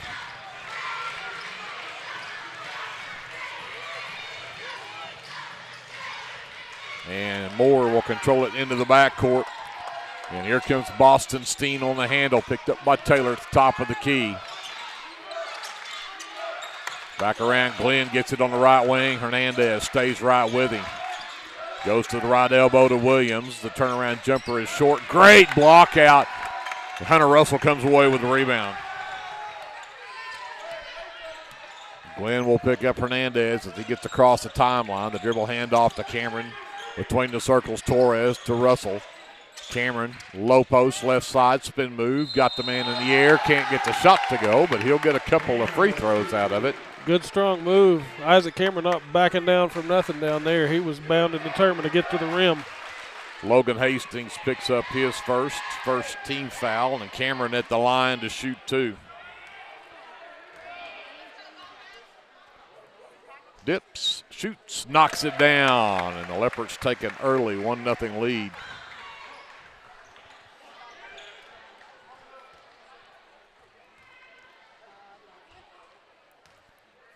Cameron readies for his second free throw as it gets deathly quiet, and he knocks it down. Well, it did get eerily quiet there, didn't it?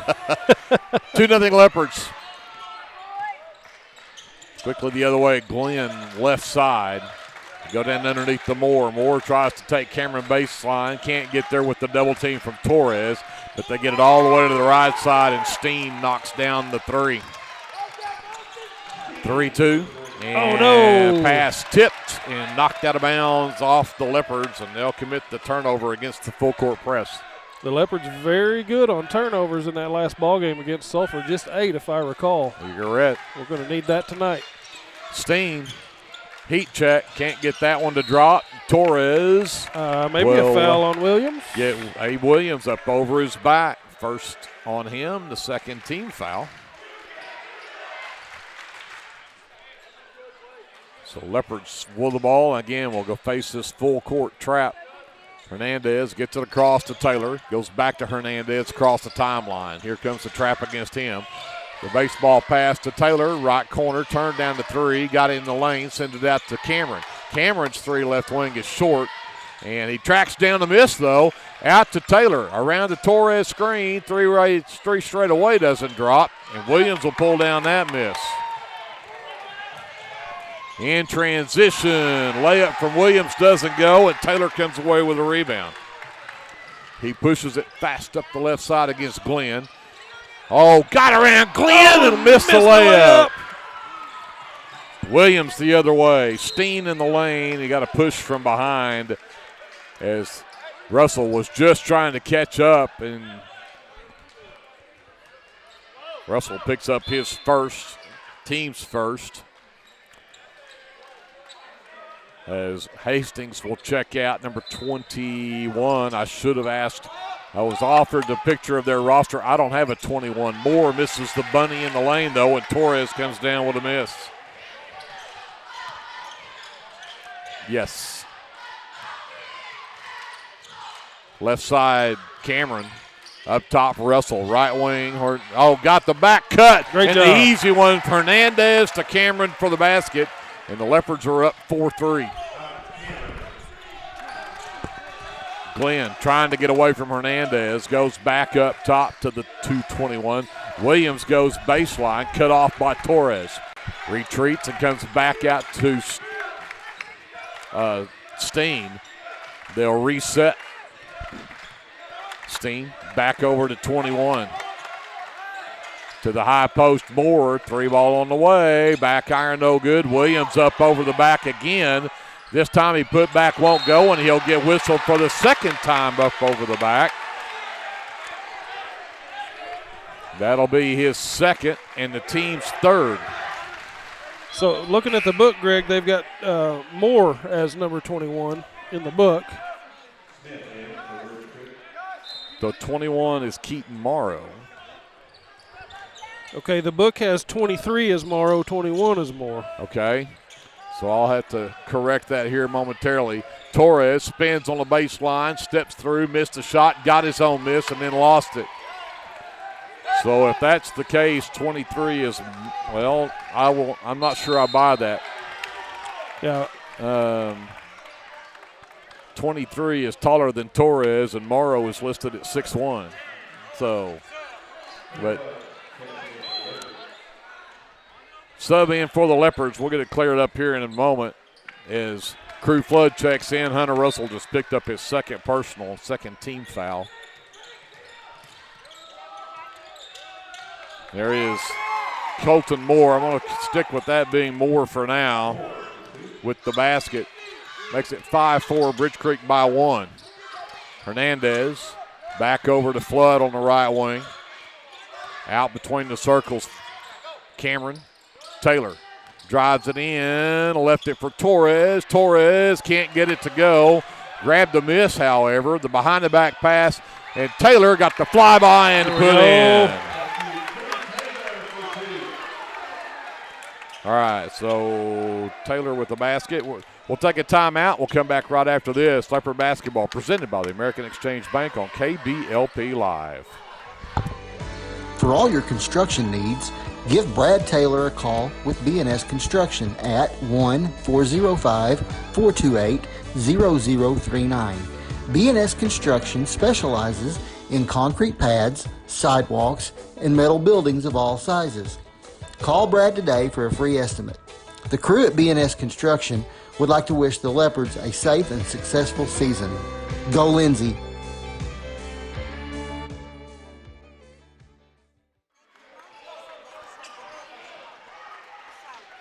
.424 left to go here in the first quarter. It is 6-5. Leopards with a 1-point lead. And we're trying to get the scorebook and rosters and everybody lined up. I think we have it, but I'm not sure. Boston Steam brings it up. Glenn gets it on the baseline, drives in on Hernandez, and they're going to say Hernandez put the hand check on him. And Armando's going to pick up his first. Third team foul, so no free throws here as Steam will inbound, gets it to Moore out top of the key. The backdoor cut from Glenn. Lost the handle on it, though, but they're going to say the Leopards are the ones who knocked it out. Oh, man, I thought he received it and just he didn't look like he was ready for it and just dropped it. So I would agree. But I can't see it all. He was right there. Moore hands it right back to Steen. Left quarter three is off the mark. Cameron pulls down a rebound.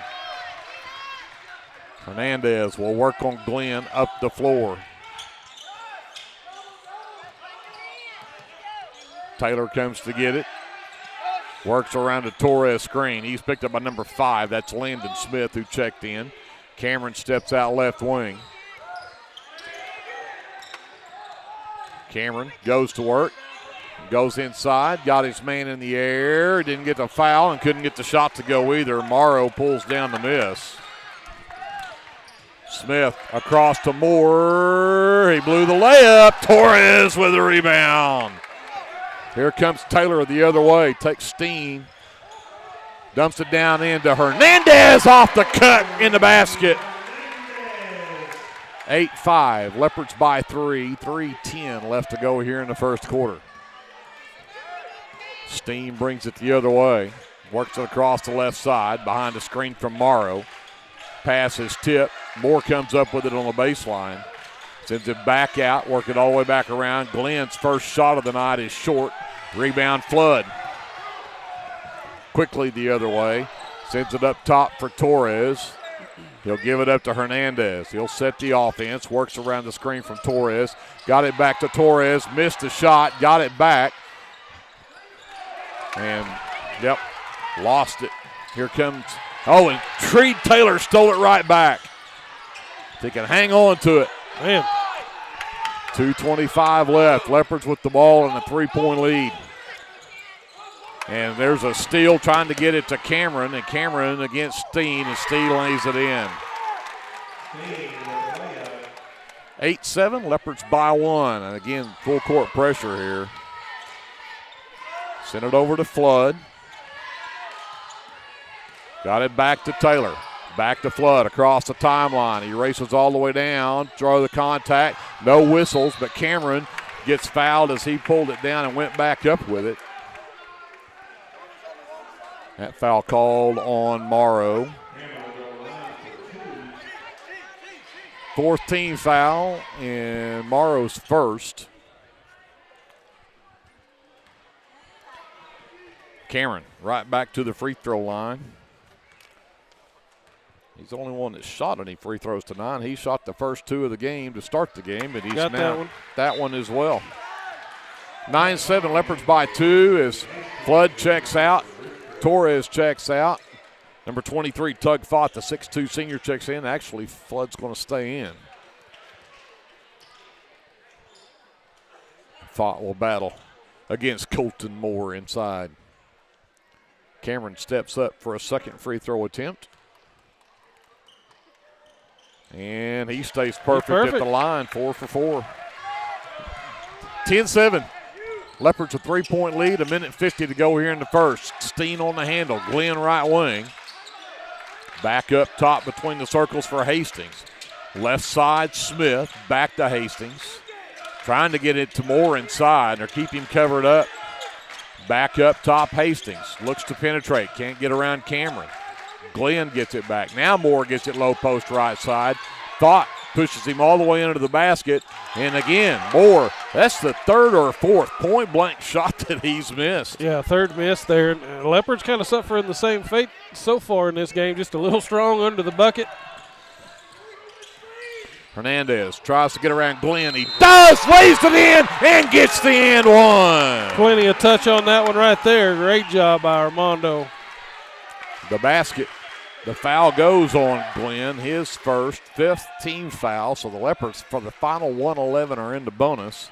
But this is an and one opportunity for Hernandez.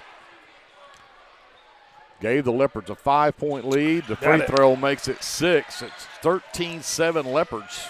Leopards actually perfect from the free throw line tonight. You just had to say that, pretty didn't rare. you? Yeah. I'm getting chewed out now for saying that, but I'm just reporting the stats, boys. Long three, top of the key, won't go for Moore. Hernandez with the long rebound, pushes it ahead on Smith, takes it all the way down, off the glass, left it short. Steen will pull down the miss. Sends it ahead to Smith on the left wing. Inside, Hastings back out to Steen. Dribbled it off of his foot. Hernandez dives on the floor. Who's it gonna be? And it's off of the leg of Dax Glenn, and it is Leopard basketball. That could have gone either way right there, Yep. I think. So the Leopards get it back off of the third turnover on Bridge Creek. Number 2 is Cooper Trammell, the junior, who has checked in for Bridge Creek. Taylor has it in the backcourt. Big Colton Moore has him back there. They go to Thought at the right elbow. Hands it to Cameron. Cameron can't get the jumper to fall, and Moore pulls down his second rebound. Here comes Steen the other way, right side. Drives all the way in. Cameron, pretty good defense right there. Forces a tough shot. Crew Flood pulls down the rebound. Taylor from the left side nearly lost it and did lose it. Nearly got it back. Did not let them get a shot off, although the three-quarter shot from Steen at least hit the rim. We get to the end of the first, 13-7. Leopards on top. We will step aside. Words from our sponsors. We're back with more Leopard basketball presented by the American Exchange Bank on KBLP Live. BC Factoring and Finance is a local, family-owned finance company. We assist small businesses with flexible and creative financing solutions to meet their cash flow needs.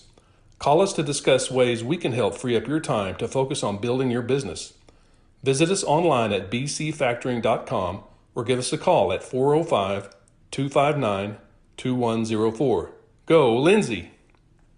The City of Lindsay is a proud sponsor of LHS Athletics and Academics and wishes all Leopards and Leopardettes a healthy, happy, successful season.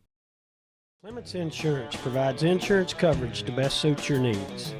We offer auto, home, farm, life, and business policies.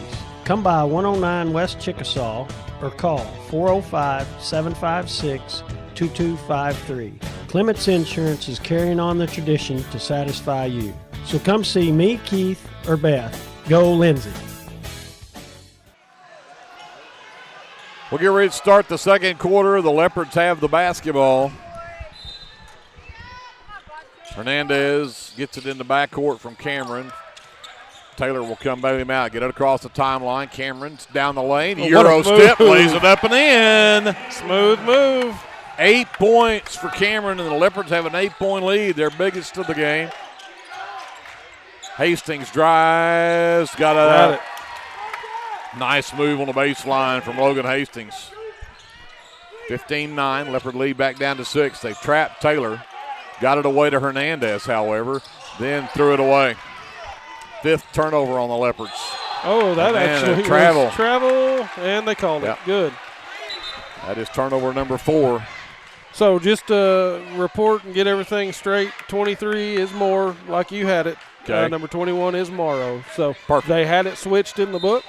Coach forgot who his players are, I guess. Hernandez in the backcourt with Glenn on him. Gets it across the timeline. Comes back up top. Taylor wide open three. No. Rebound. They're going to say. Oh, they're going to get Thought up on the back on the rebound. Thought's first. Just the first team foul here in the second quarter. So Steen will bring it up for the Bobcats. Glenn gets it right wing, goes baseline, cut off by Flood. Back out to Hastings. Cameron stays with him. Hastings bangs down inside. Tough shot, got it to go. Woo. Just bowled his way in there right there. Pulls the Bobcats within 4. They stay in that full court pressure. Cameron finally gets it to Hernandez. Goes back to Cameron across the timeline. Steps inside, sends it out, throws it away. Man. And that's where Glenn is so dangerous. Floater off the glass, too strong. Thought pulls down the miss. Good rebound by Thought. Yeah, tied up. Possession arrow leaves it with the Bobcats, though.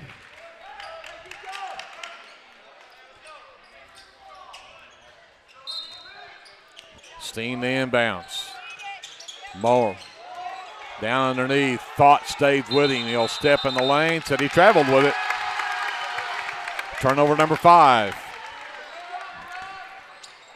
Well, Tug Thought not backing down a lick right there on defense. That's a good job. Flood.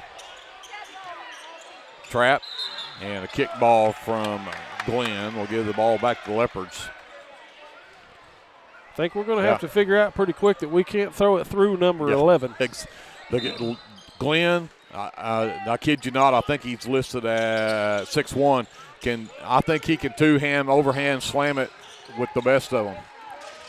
Hernandez right wing. Takes Moore to the rack, lost the handle, Thought. Attacks, steps in, gives it back to Hernandez. It's tipped by Moore, and they're going to say Hernandez touched it. And it'll be Bridge Creek ball off of turnover number 7. Here comes Steen the other way. Nobody picked up air ball. But on the backside is Moore to save it. And he'll attack the rack and put it in. 15-13, 6-0 run. And the Leopards turn it over again. And Hernandez rejects.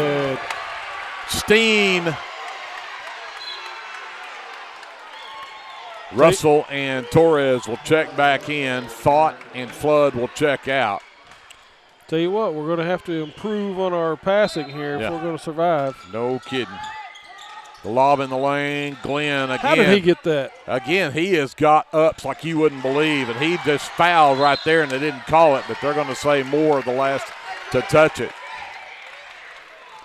I'm telling you, Glenn at 6'1" can jump up and grab the top of the backboard. I would not doubt it at all. He sure did it right there. He is an athlete. Hernandez trying to avoid the trap. Got it to Almost Taylor. threw it away again. And Taylor drew the contact, but didn't get the call, but he got the basket. We'll take the bucket. 17-13, and in transition, they're going to say the Leopards knocked it out of bounds. And as we mentioned, watching the JV boys game at the top of the girls game, I didn't get a chance to talk about it much. They're not going to stand around. If they get a board, they're going to be headed the other way in transition as fast as they can go. Steen, NBA range threes off the front of the iron. Torres pulls down rebound number 5. Here comes Hernandez quickly the other way. The handoff, Cameron. Back to Taylor. Right wing, spin move into the lane. The left-hand hook shot won't drop. Rebound pulled down by Trammell, and then Taylor, silly foul. Trying to get it back at the other end. Picks up just his first, and it's only the second team foul, but timeout for Bridge Creek. 17-13, Leopards with a 4-point lead, 4:55 left to go here in the first half. We'll step aside. More Leopard basketball presented by the American Exchange Bank after this timeout on KBLP Live. Incorporated is a proud supporter of the Lindsay community. We hope you'll keep us in mind for all your oilfield electrical needs. You can give us a call at 405-756-4773. Hey friends, Danny Daniels here. I wanted to take a moment and let you know about a very helpful service that I provide for you and your family in our community. I own and operate Danny Daniels Pest Services, and I would like to ask you to call me the next time you have a need or desire for effective, safe, and affordable pest services. If you have spiders, roaches, ants, fleas, ticks, scorpions, crickets, whatever, I can help.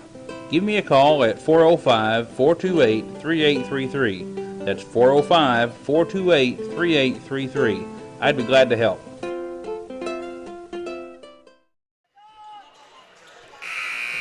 .455 left to go in the first half. 17-13. Leopards with a 4-point lead. But Bridge Creek with the ball coming out of the timeout. Greg Peary and Andrew Lyon here courtside. Glad you're with us for Leopard basketball here tonight. Steen will bring it up for Bridge Creek.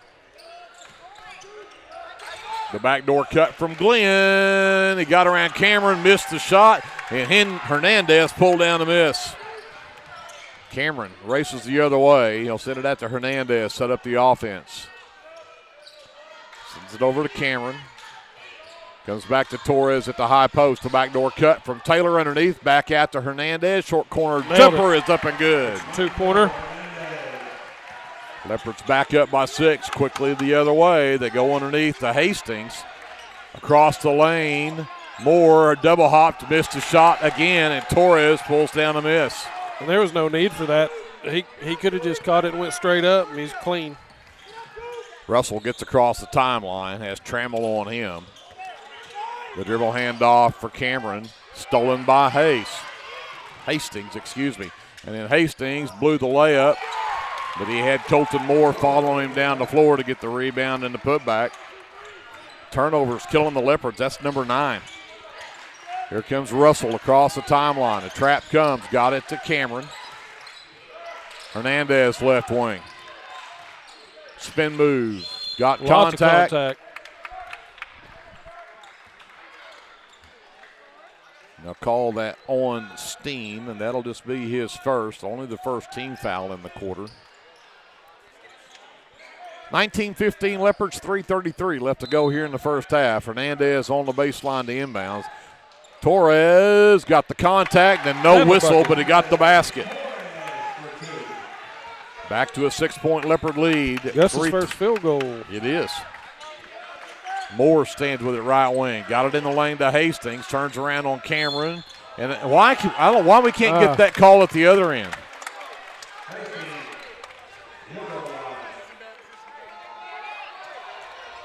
The foul called on Isaac Cameron is his first. Third team foul, but they're going to count the basket for Hastings and give him an and one.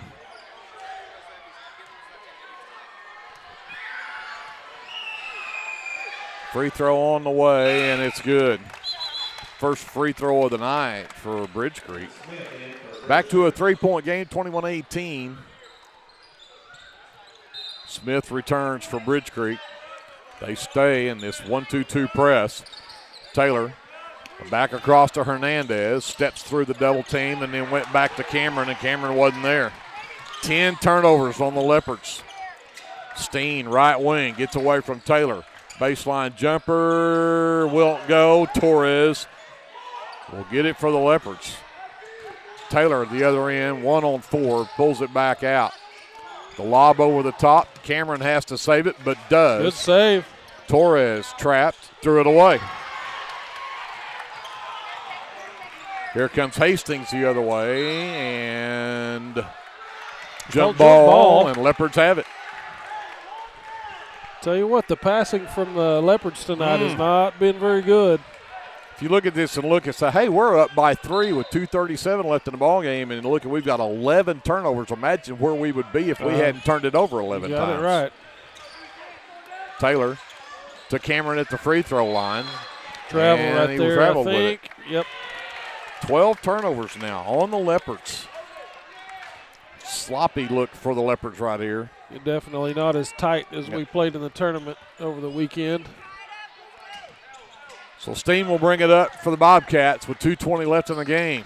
They trail by 3. Taylor Good defense out there. They denied Glenn the pass. Got it to Hastings at the elbow. He'll push off. Got the jumper in the lane, though. He's got 9 in the quarter.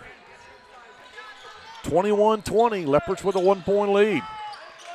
Hernandez to Cameron to Taylor. 3 ball on the way. No. Hernandez the miss, and he got the putback. Hernandez has got 9. He puts the Leopards back up by 3. 1:40 left in the first half. Here comes Steen. And Hernandez knocks it away from Glenn. Got knocked to the floor, and they don't call anything except out of bounds off of Steen. Huh. I don't understand it, but at least we got the ball off of the turnover number 7 against Bridge Creek. Hernandez bounced it again off of one of the players. Takes Glenn under the basket. The reverse won't go. Can't get the roll.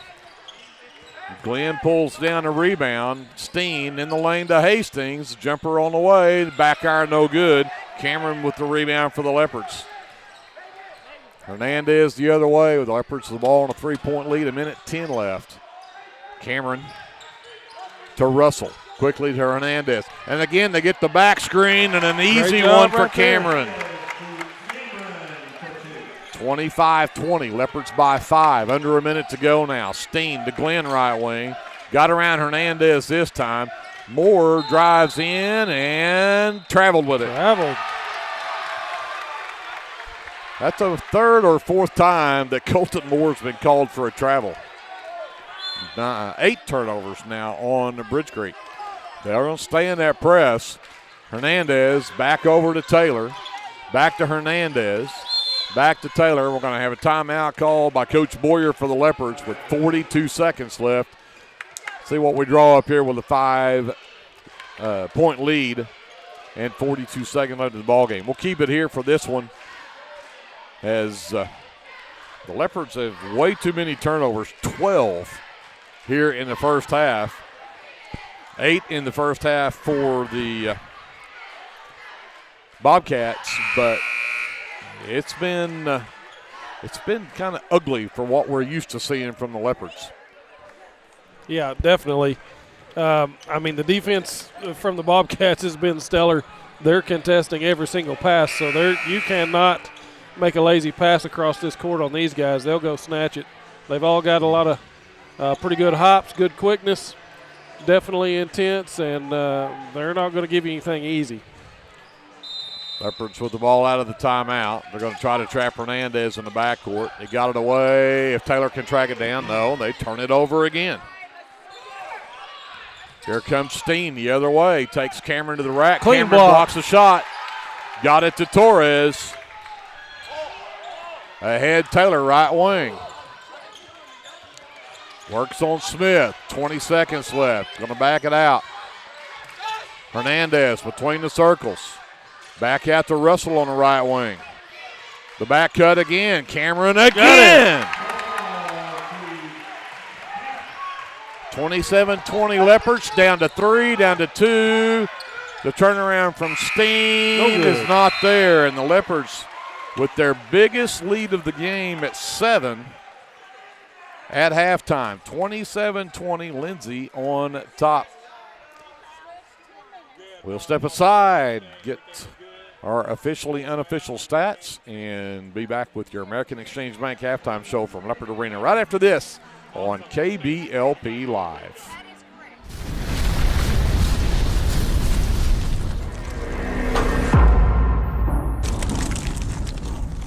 First Baptist Church of Elmore City is a place where faith, family, and community come together. Whether you're a lifelong believer or just beginning your walk with Christ, you'll find a loving church family here.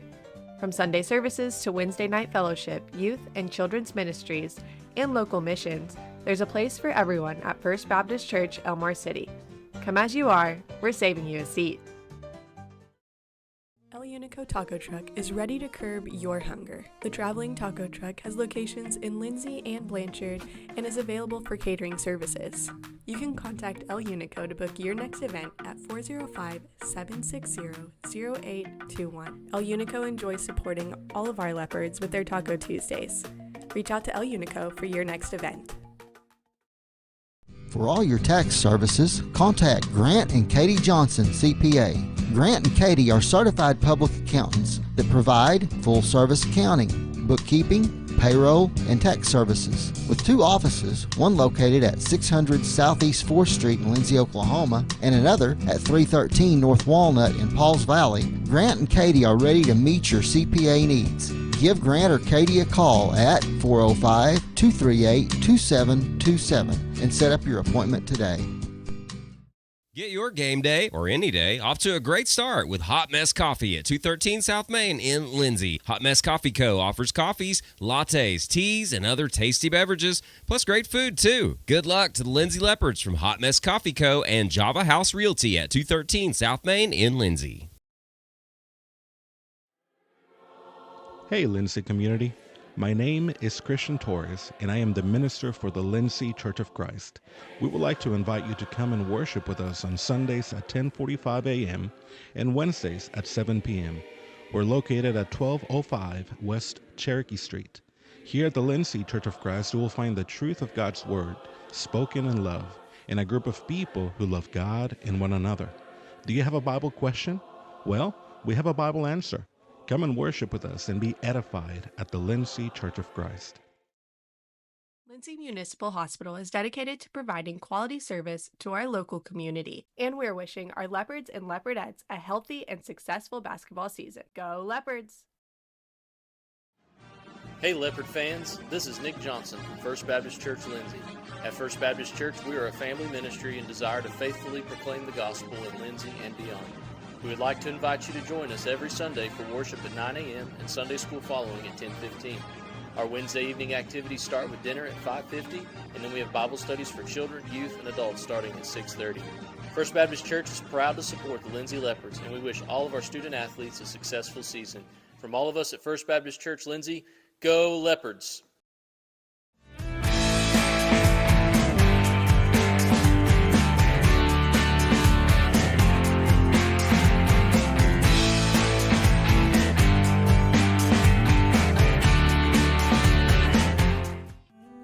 Capturing all your special moments is such a blessing to me, from running down the ball field to walking down the aisle. Call or text Photography Blessings by Lacey for all your photography needs. 405-428-0305. Go Leopards and Leopardettes. Back here at halftime, your American Exchange Bank, a halftime show on our officially unofficial stats. And before I say anything else, Danny Ray needs to go practice. She was 0 for 3 tonight. I mean, didn't even hit the rim. So Danny Ray and I are going to have a talk. For the boys, though, there's another make. Oh, that's the second one in this group. Casey Walker. 27-20, Leopards here at halftime, scoring for Bridge Creek. Only 3 players scored for the Bobcats. Logan Hastings has 9, all in that second quarter. Colton Moore with 6, Boston Steen with 5, and that's all the scoring for Bridge Creek. They were 1 of 1 from the free throw line. Leopards had 4 that score in the ball game, and Isaac Cameron leads the way in double figures with 12. He leads all scores, and he's a perfect 4 for 4 at the free throw line as well.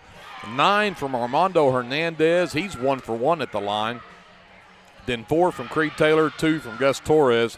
And the Leopards are perfect at the free throw line. They are 5 out of 5 for the charity stripe.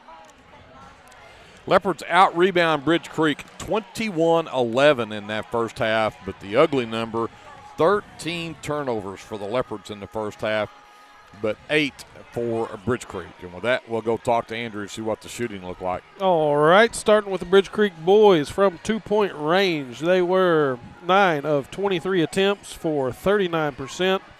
Just a single three-pointer out of 8 attempts for 13% there. And they're a perfect 1 for 1 from the charity stripe. From the field, they go 10 of 31 for 32% overall shooting. For the Leopards, from 2-point range, they're 11 of 21 for 52%. an uncharacteristic 0 for 4 from the three-point line. So nothing there, and they are uncharacteristically perfect from the free throw line. So it looks like the free throw woes we've had so far this year, we traded for three-point woes so far tonight. So take your pick on which one you'd rather have. I guess you get one or the other. You can have threes or you can have free throws, but you can't have both. Yep. Total, let's see, from the field overall, they were 11 of 25 for 44%. Man, the turnovers, Greg, they're killing us right now. We're on top. Thankfully, we have shot better than Bridge Creek, and Bridge Creek's got some unfortunate walks down there by their big guy, a couple of them that kept them probably from scoring buckets. So Leopards on top right now. The benefit of some calls, and but the passing has been pretty uncharacteristically bad for Lindsay tonight. I hate to say bad things about the team, but we played lights out lately and played really tight all through the tournament. Relatively few turnovers, and here we have more turnovers in one half than we had all night against Sulphur. Right. So again, 27-20 Leopards with the lead here at halftime. JD, I don't know if you've got that graphic we talked about. Okay. But yet you need to look at this graphic because I want to talk about Kevin. Kevin's the one who actually brought it up a while ago off the air. But, you know, Colton Moore only had 6 points in that first half, but he missed, I know, at least 3 or 4 point-blank shots down there. Yeah.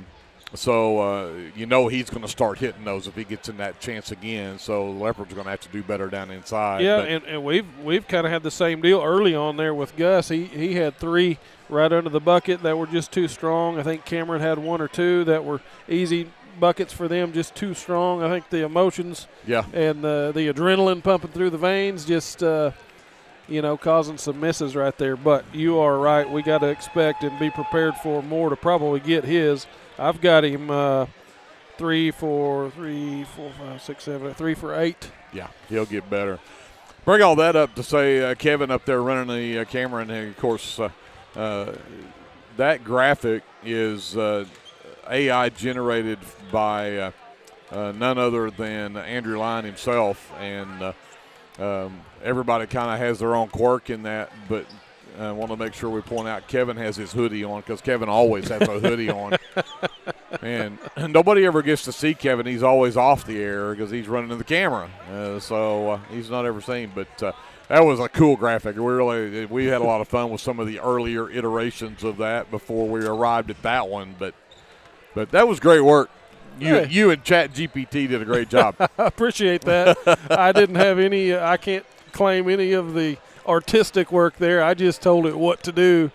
So, yes, of course, I told it to give Kevin a hoodie. I told it to give Paige some big glasses, and told it to make me fat. And I didn't tell it to do anything special to you. You just I just look funny anyway.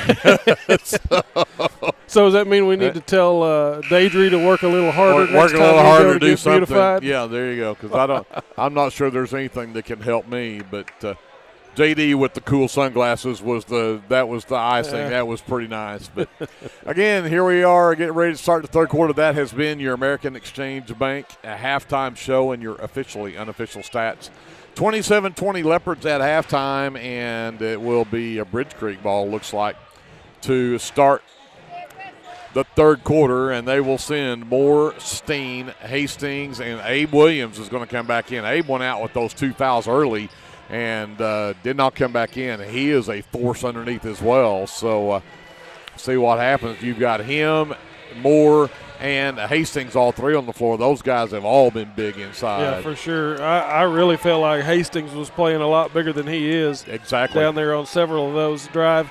Patient and just strong, picking his way to the bucket, and good finishes right there. So he's definitely picked up Moore's, if you want to call it, Moore's slack. Steen with the basketballs will get underway. Works around the screen from Williams. Step back 3 is off the side of the rim. Hernandez tips the rebound to Russell. And the Leopards will come the other way. Glenn picks up Hernandez in the backcourt. He'll work to the left. Comes to Cameron. Picked up by Hastings. Comes back over to Russell. Russell back to Taylor, top of the key. Turned down to 3. Steen right there. Yeah, Taylor might have got away with the wall. Russell down the baseline. Shot blocked. Great feed from Torres, but lost it. Down the baseline, Williams. And there's Moore with the rebound and the putback after the miss from Williams. 27-22, Leopard lead down to 5. Taylor across to Hernandez, double teamed, back out to Taylor. Taylor drives into the lane, fakes the pass, puts up a tough shot trying to avoid the contact from Williams and missed it. Glenn comes away with the miss. Steen drives down, throws one high off the glass that misses everything, and Hernandez has it underneath. Races the other way. Russell, right wing, 3, and it's good! 30-22, Leopards by 8. And that's the first 3 of the game for the Leopards. Maybe that's a good sign. Williams looks to take Torres, now backs up, goes to the high post. They go back on the give and go. It got tipped out, but Glenn has it, and Glenn knocks down a 3. His first basket of the game. 5-point Leopard lead, 30-25. Foul called on Boston Steen. His first will be the first here in the third period. So Cameron will bring it in front of the Leopard bench. They go to Taylor, left corner, 3 on the way. It's good. Taylor for 3. There we go. Back to an 8-point Leopard lead. Warming up a little now. Williams takes Torres, lost the handle, got it back, and that is a weak foul call on Torres. I'm not real sure how in the world you can call that. It's just Gus's first, but I mean. Well, I'll tell you what, from a former big man's perspective, man, if you don't get your hands up, yeah. If you've got them down around the waist, if there's any touch in there, they'll get you a lot of the time.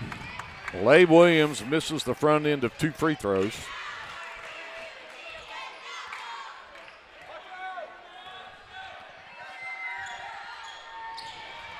Missed them both, but Steen managed to pull down the miss. Down the baseline, Hastings missed, Moore missed, it's still loose. Hastings comes out of there with it and stepped on the baseline. Woo. So Leopards get it back with an 8-point lead, 5:46 left here in the third. Taylor gets the inbounds, avoids the trap, gets down the floor, gets it out to Torres in the corner, skip it all the way to Russell. Up top, Taylor drives down, Steen cuts him off. Step back, goes underneath to Torres. Torres turns around against a double team, flips it under to Russell, and Russell puts it in. Fantastic pass right there from Torres to Russell. That was a tough one. Biggest lead of the game for the Leopards at 10. Glenn behind a Williams screen, misses the 3. Torres with the miss, ahead to Taylor. Taylor around Steen, missed it. Blocked. Blocked from behind. Steen the other way, blocked by Cameron.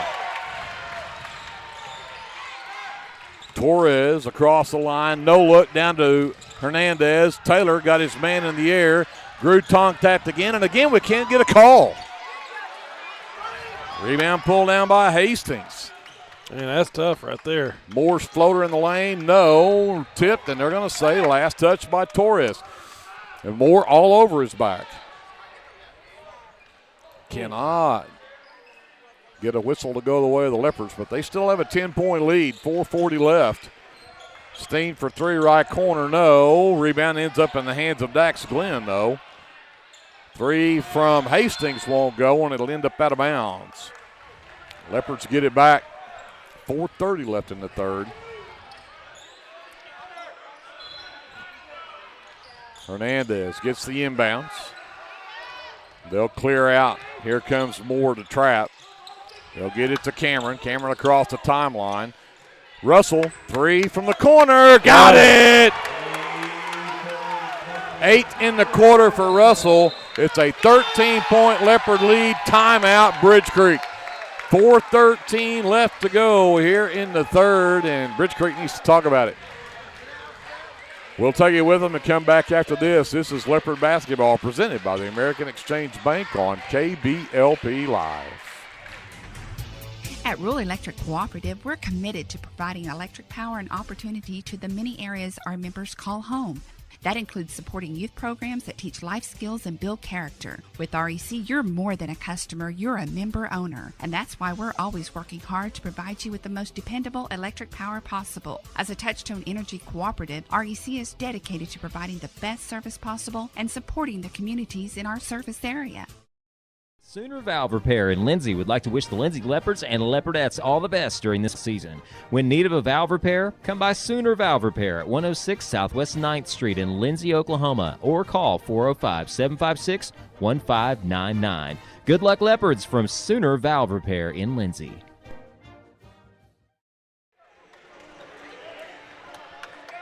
$38-25. The Leopard lead is 13.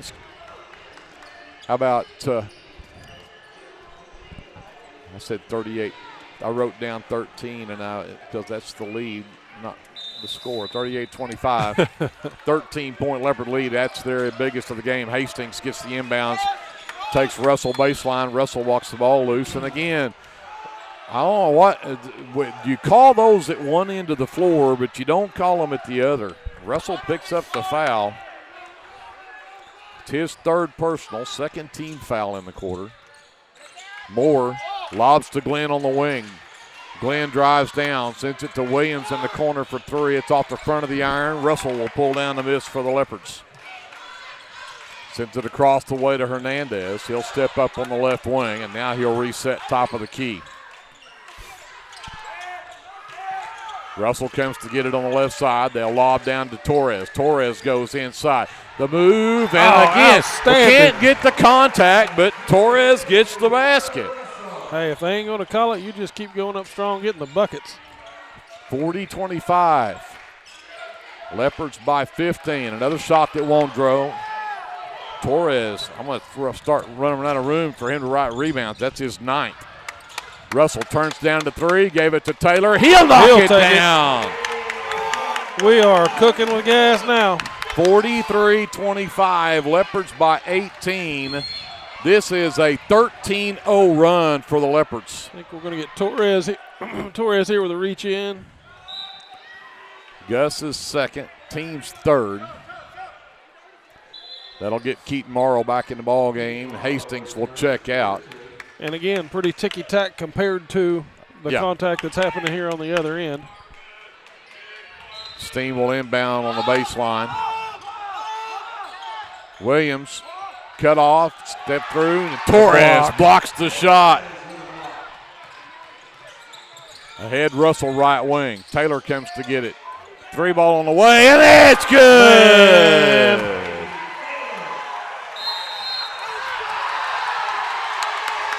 16-0 run from the Leopards, and they take a 21-point lead with 2:49 left to go here in the third quarter.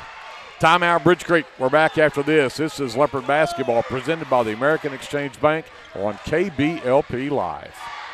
American Exchange Bank, right here in Lindsay, is a locally owned and operated community bank that believes in just that, you, a community of fellow Leopards.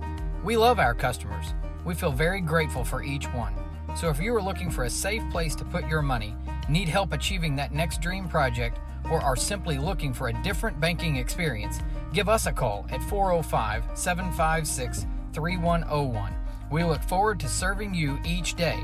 Member FDIC and Equal Housing Lender. This is Paul Beam, pastor of Calvary Baptist Church, inviting you and your family to join us this Sunday for worship. Bible study classes begin at 9:30 a.m. and worship follows at 10:45 a.m. You're also invited to join us on Wednesday nights for our Wednesday night meal at 5:15 p.m. with classes following at 6 p.m. Come and join us and discover what God is doing at Calvary. We are located at 410 West Chickasaw. You can also visit us on the web at cbclindsay.com. 2:49 left in the third quarter, and the Leopards have opened up a 21-point lead on a 16-0 run to make it 46-25. Steen drives the lane and missed it. Williams put back, will go. That stops a big drought. And that's Williams' first bucket. 46-27. Again, full court pressure. Torres gives it up to Taylor. Reverses back out, sends it out to Cameron. Cameron. The backdoor cut. Taylor in the lane. Sends it out to Russell. 3-ball on the way. No, off the front of the iron that time. Here comes the Bridge Creek. Steen, double team, stripped. But they're going to say that Taylor was touching it out of bounds. Great job there of double teaming Steen, though, that nearly came up with a steal. Screen gets Steen open for three. It's way off to the right.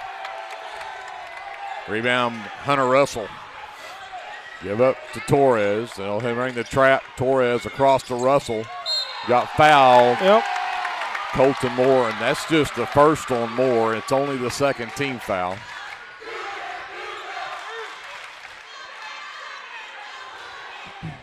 Cameron will inbound as Russell and Taylor. Get rid of it. Yep, Taylor finally gets in, backs up near the half line. He's got more on him. Torres gets ready to set the screen. Now he's got Williams on him. Got the speed. Taylor lost it. Can he get it back? He did, and we're going to get a timeout called by Coach Boyer. Yeah. 1:34 left here in the third. Leopards still up by 19 at 46-27. We'll take a timeout. Come back to Leopard Arena after this. Leopard basketball is presented by the American Exchange Bank on KBLP Live. For all your oil-filled electrical needs, call Michael Sharrock with SOS Electrical.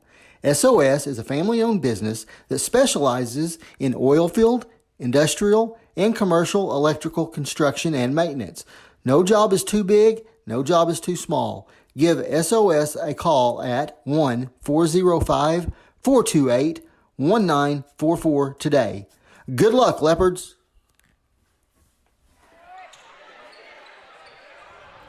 A minute 34 left to go here in the third quarter. Leopards are up 19 with a basketball under their own basket. Hernandez surveys, sends it out top to Cameron. He'll come back to get it to set it up. Dribble handoff, Cameron. Torres back to Russell left side. Back to Torres, top of the key, and he lost the basketball. Williams goes the other way, steps through, puts it off the glass too strong. Hernandez pulls down the miss for the Leopards.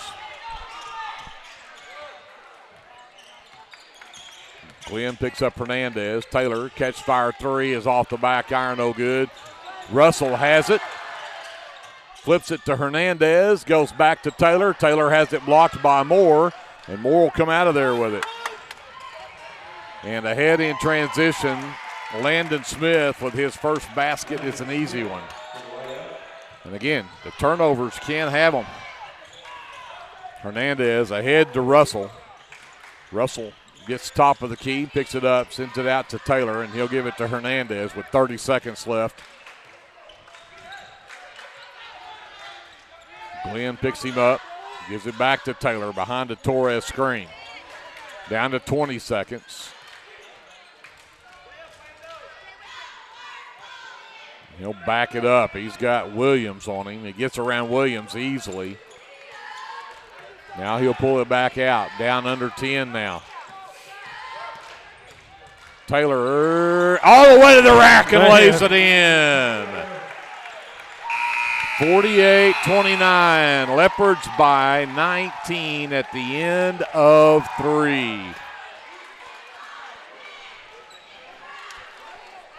21-9. The Leopards outscore Bridge Creek in that quarter. We'll send it back up to JD. We'll come back with the fourth quarter after this. This is Leopard basketball presented by the American Exchange Bank on KBLP Live. The team at Streamline Services contributes a great deal of their success to hard work, experience, and above all, a positive health and safety protocol. There is every reason they should be your next phone call for any of your oil and gas swabbing needs. Give Austin Smith a call today at 1-405-756-7763 to see how Streamline Services can help with your project while ensuring safety and professionalism without sacrificing quality work being done. Everyone at Streamline Services wishes the best of luck to everyone at Lindsay Public Schools this year. Go Leopards!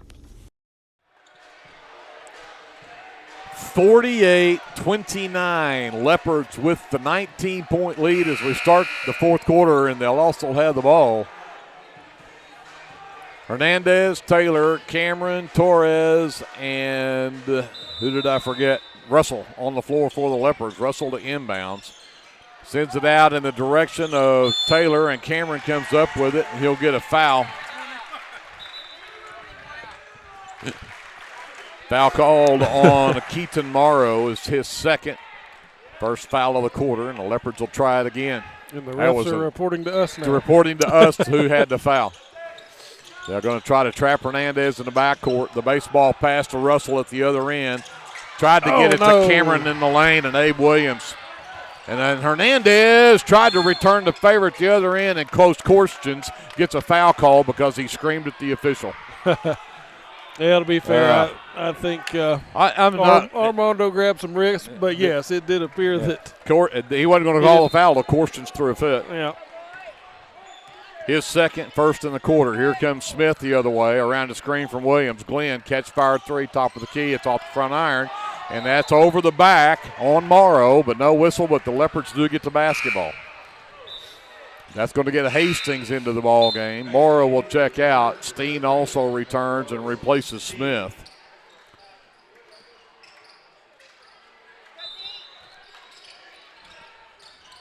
Cameron to inbounds. Torres right back to Cameron. Ahead to Russell. Got it in transition. Nothing to it. Back to a 21-point Leopard lead. Nearly a steal. Steen in the lane. Out to Moore. Inside, Williams turns around on Torres, got it. He's in double figure. I'm sorry, I wrote that on the wrong player. That was Williams. He's got 4. 50-31, ahead to Cameron again. Got it! Cameron's got 14. Back to a 21-point Leopard lead. Right wing. Hastings drives down on Russell. Can't get around him. Williams to step through. Got it. Missed it off the front of the rim, and then Glenn knocks it out of bounds. It'll be Leopard basketball. Number 10, Braden Jeffries checks in for the first time tonight. Hastings will check out. Cameron gets it in to Hernandez. All the way over to Taylor. Taylor ahead to Torres. Right back to Taylor on the wing, left side. Goes baseline. Comes back out to Hernandez. 6:30 left. Leopards with the ball in a 21-point lead. Russell top of the key. Back to Taylor. NBA three from Taylor. No. Rebound batted by Glenn. He'll track it down. Not sure we needed that three, but here comes Moore the other way. Stripped by Russell. Russell out to Taylor. He's going to reload. That one won't go either. And this time the rebound pulled down by Jeffries. And nearly a steal. Stolen again. Moore with the basketball. He'll give it up to Steen. Follows. Goes right down to the right side. Goes baseline under the basket. Reverses back out. Williams is going to try a three, and that one goes. Got it. 52-34, 18-point Leopard lead. Taylor runs past Moore. Moore on his hand on his shoulder all the way, and they don't call it. Torres wanted that three so bad. I would have shot it and taken my chewing and hit the bench. That's Russell down Main Street. There's a draws foul. The contact. Finally. It'll be on the baseline out of bounds, but the foul on Bridge Creek goes on Boston Steen, his third, only the second team foul. That gets Morrow back in the ball game. Williams will check out. Cooper Trammell also returns. Dax Glenn will sit. Hernandez on the baseline to trigger for the Leopards. Cameron at the right elbow. Steps back, drops the three. Cameron, 17 in the game. Back to a 21-point Leopard lead. 5:10 left. Steen on the handle. Around the Morrow screen, actually goes away from it. Lost it as Torres knocked it loose. Moore comes away with it, and he'll knock down the three. Sure did. We got the big guys hitting the threes now. 55-37. Leopards by 18. Taylor in the lane, nearly lost it. He'll work it back out to the left wing. Now reloads, goes into the lane, stops. Comes back to Cameron, top of the key. Cameron drives in, double steps, and he got the kind roll. 20-point Leopard lead, 57-37. 4:30 left in the ball game. Steen down the baseline. Jumper won't go. Morrow over the back of three Leopards, and that doesn't get called, but they'll call the reach in. Foul called on number 10, number 10, Hunter Russell. That's his fourth. Only the second team foul, but that will put Keaton Morrow at the free throw line for the first time.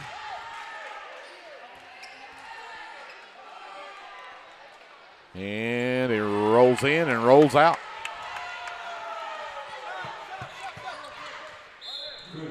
Crew Flood returns for the Leopards. Russell will check out with those 4 fouls. Big second half for Russell. He's got 10 here in the second half, couple of threes. Morrow does knock down the second free throw. Makes it 57-38. Leopards a 19-point lead. Moore checks out. Trammell checks back in. Cameron gets it into Hernandez. They'll clear out. Let him go one-on-one with Steen. Gets across the timeline. Now the trap comes. He'll get it to Taylor. It's knocked back court by Glenn. Back to Flood in the right corner. Flood down the baseline. Looking for some help. Sends it all the way back out, and Steen knocks it down and steals it. Steen blocked by Cameron. It's out of bounds, and they're going to give it to the Leopards. Steen on the floor. Ball landed on him while he was landing on the floor out of bounds. So Leopards get it back. Bridge Creek bench very not happy about that one, and I probably wouldn't be either. Might have been a little contact. Hernandez drives all the way down, leaves it for Torres, and he can't ever get a hold of it, and it'll go out of bounds off of Torres. That's turnover number 17. 3:47 left in the ball game. The Leopards still have a 19-point lead at 57-38. Hunter Russell will get ready to check back in. Steen will bring it up. He works around a screen from Jeffries. They'll go to Glenn, top of the key. Glenn drives the lane. The left-hander won't get in over Cameron, and Hernandez pulls down the miss. That's his 7th rebound. Taylor with the basketball. Gets a screen from Torres. Drives right down Main Street, hesitates, goes back, sends it out to Flood.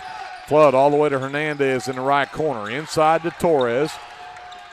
Sends it to Cameron. Cameron puts it up and in. Cameron is having a game. 59-38. Back to a 21-point Leopard lead, and the shot doesn't go. Glenn manages to tip that rebound out of there. Hastings is going to reload, or Morrow rather. And Morrow gets whistled for the charge and foul as Cameron hits the deck. Morrow's third team foul. Flood checks out. Russell checks back in for the Leopards. Smith is also back in. Hernandez will get the inbounds. He'll go to work on Glenn in the backcourt. We're under 3 minutes to go in the game. The Leopards with a 21-point lead in the basketball. Start running some clock here. Hernandez. And timeout called by the Leopards. 2:41 left. Leopards trying to stay undefeated. See if they can do that. We'll take a timeout. Come back after this. This is Leopard basketball presented by the American Exchange Bank on KBLP Live. For all your oil-filled electrical needs, call Michael Sharrock with SOS Electrical. SOS is a family-owned business that specializes in oil-filled, industrial, and commercial electrical construction and maintenance. No job is too big, no job is too small. Give SOS a call at 1-405-428-1944 today. Good luck, Leopards! The team at Streamline Services contributes a great deal of their success to hard work, experience, and above all, a positive health and safety protocol. There is every reason they should be your next phone call for any of your oil and gas swabbing needs. Give Austin Smith a call today at 1-405-756-7763 to see how Streamline Services can help with your project while ensuring safety and professionalism without sacrificing quality work being done. Everyone at Streamline Services wishes the best of luck to everyone at Lindsay Public Schools this year. Go Leopards! Leopard ball out of the timeout. They're going to trap Hernandez in the backcourt. Got it to Cameron. Got to get across timeline with it, though, and he does. Picked up out there by Jeffries. Leopards are going to go to the X, run some time here with 2:29 left. Cameron cut off on the drive. He'll send it back out to Russell. Russell has Morrow on him. Gives it right back to Cameron. Picked up by Jeffries. Gives it out to Hernandez. Trammell on him. Drives down. Comes back out to Cameron. Only 3 team fouls, so a couple of fouls to give here for. They're going to get the travel. Again, don't call that contact, but they'll call the travel on Cameron. That'll be the 5th turnover in the second half, 18 in the ball game for the Leopards. But those 5 are much better than the 13 we had in the first half. 2:01 left in the game. Leopards still hanging on to a 21-point lead as Torres will check out. Thought will return. Hernandez stays with Glenn. Glenn right down Main Street. The floater won't go. Got his own miss. The putback won't go. And Thought goes up and ties up Morrow for that rebound. But possession arrow after the tie ball goes back to Bridge Creek. 1:47 left in the game. Glenn to Morrow. Glenn drives down, sends it up top to Trammell. Gives it back to Glenn.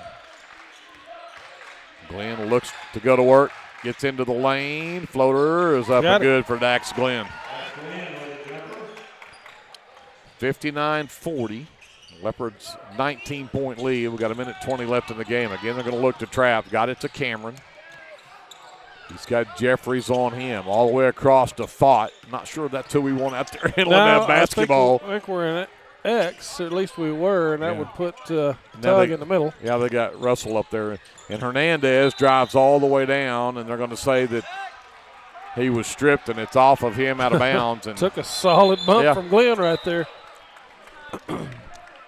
And Coach Korstjens throws up the white flag and sends his subs in, and so does Coach Boyer. And the Lindsay Leopards will protect that undefeated record and go to 13-0. Man, what a game by these guys. Absolutely, man. Impressive win here tonight. This is one that I think folks were looking forward to on the schedule, saying this is kind of telling of where we're really at. And, boy, I'll say it again, we're the real deal. Ivan Valenciano, number 0 in the game. Number 11, Zach Howie, the junior, also in. Number 32, Dutton Taylor in the game. Crew Flood returns, and who have I not gotten? Number 15, Reed Dorman.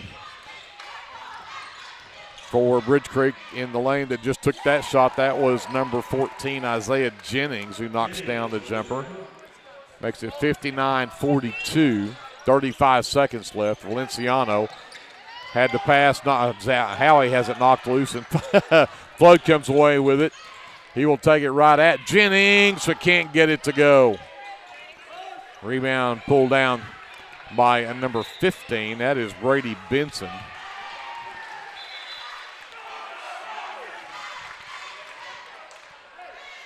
Turnover the other way, and the Leopards will get it back. 18 seconds left.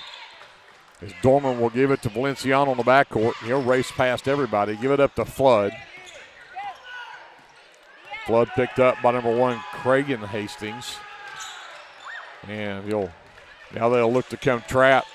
Got it away to Taylor. Down to 3, down to 2, down to 1. And that'll do it. 59-42, the Lindsay Leopards defeat the number 18th ranked team in 4A, the Bridge Creek Bobcats. 59-42, the final. Bridge Creek will go to 8-4 on the season, and the Leopards continue with a 13-0 win. Found out that the 2006 team went 12-0, and then had to play Justin Blackman from Plainview. I heard and lost after going 12-0. So this may well be, again, we're going to call it 13-0, the best start by any Leopard teams in history. Man, impressive. I'm glad I'm here to watch it courtside. Me and you both. Well, you get to call that. I don't know. There's not much better than that. We're going to step aside. We'll come back to wrap it up right after this on KBLP Live. American Exchange Bank, right here in Lindsay, is a locally owned and operated community bank that believes in just that, you, a community of fellow Leopards.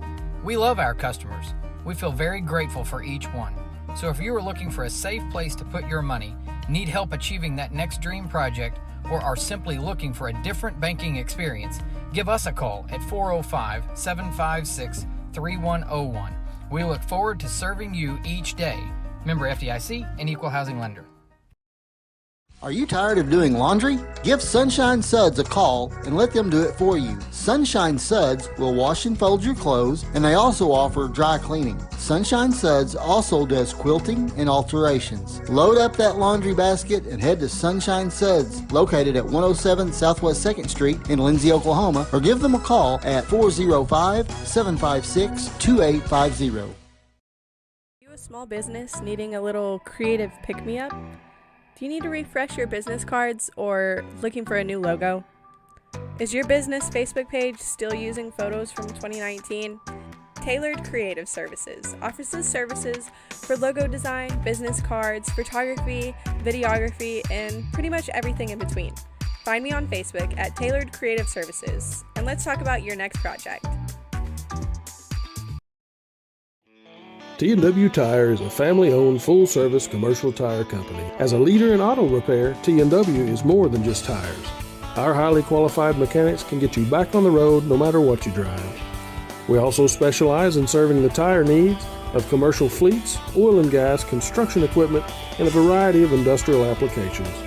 So for your automotive needs, look no further than T&W Tire, located at 410 Southeast 4th in Lindsay, Oklahoma, or look up one of our many locations on tnwtire.com.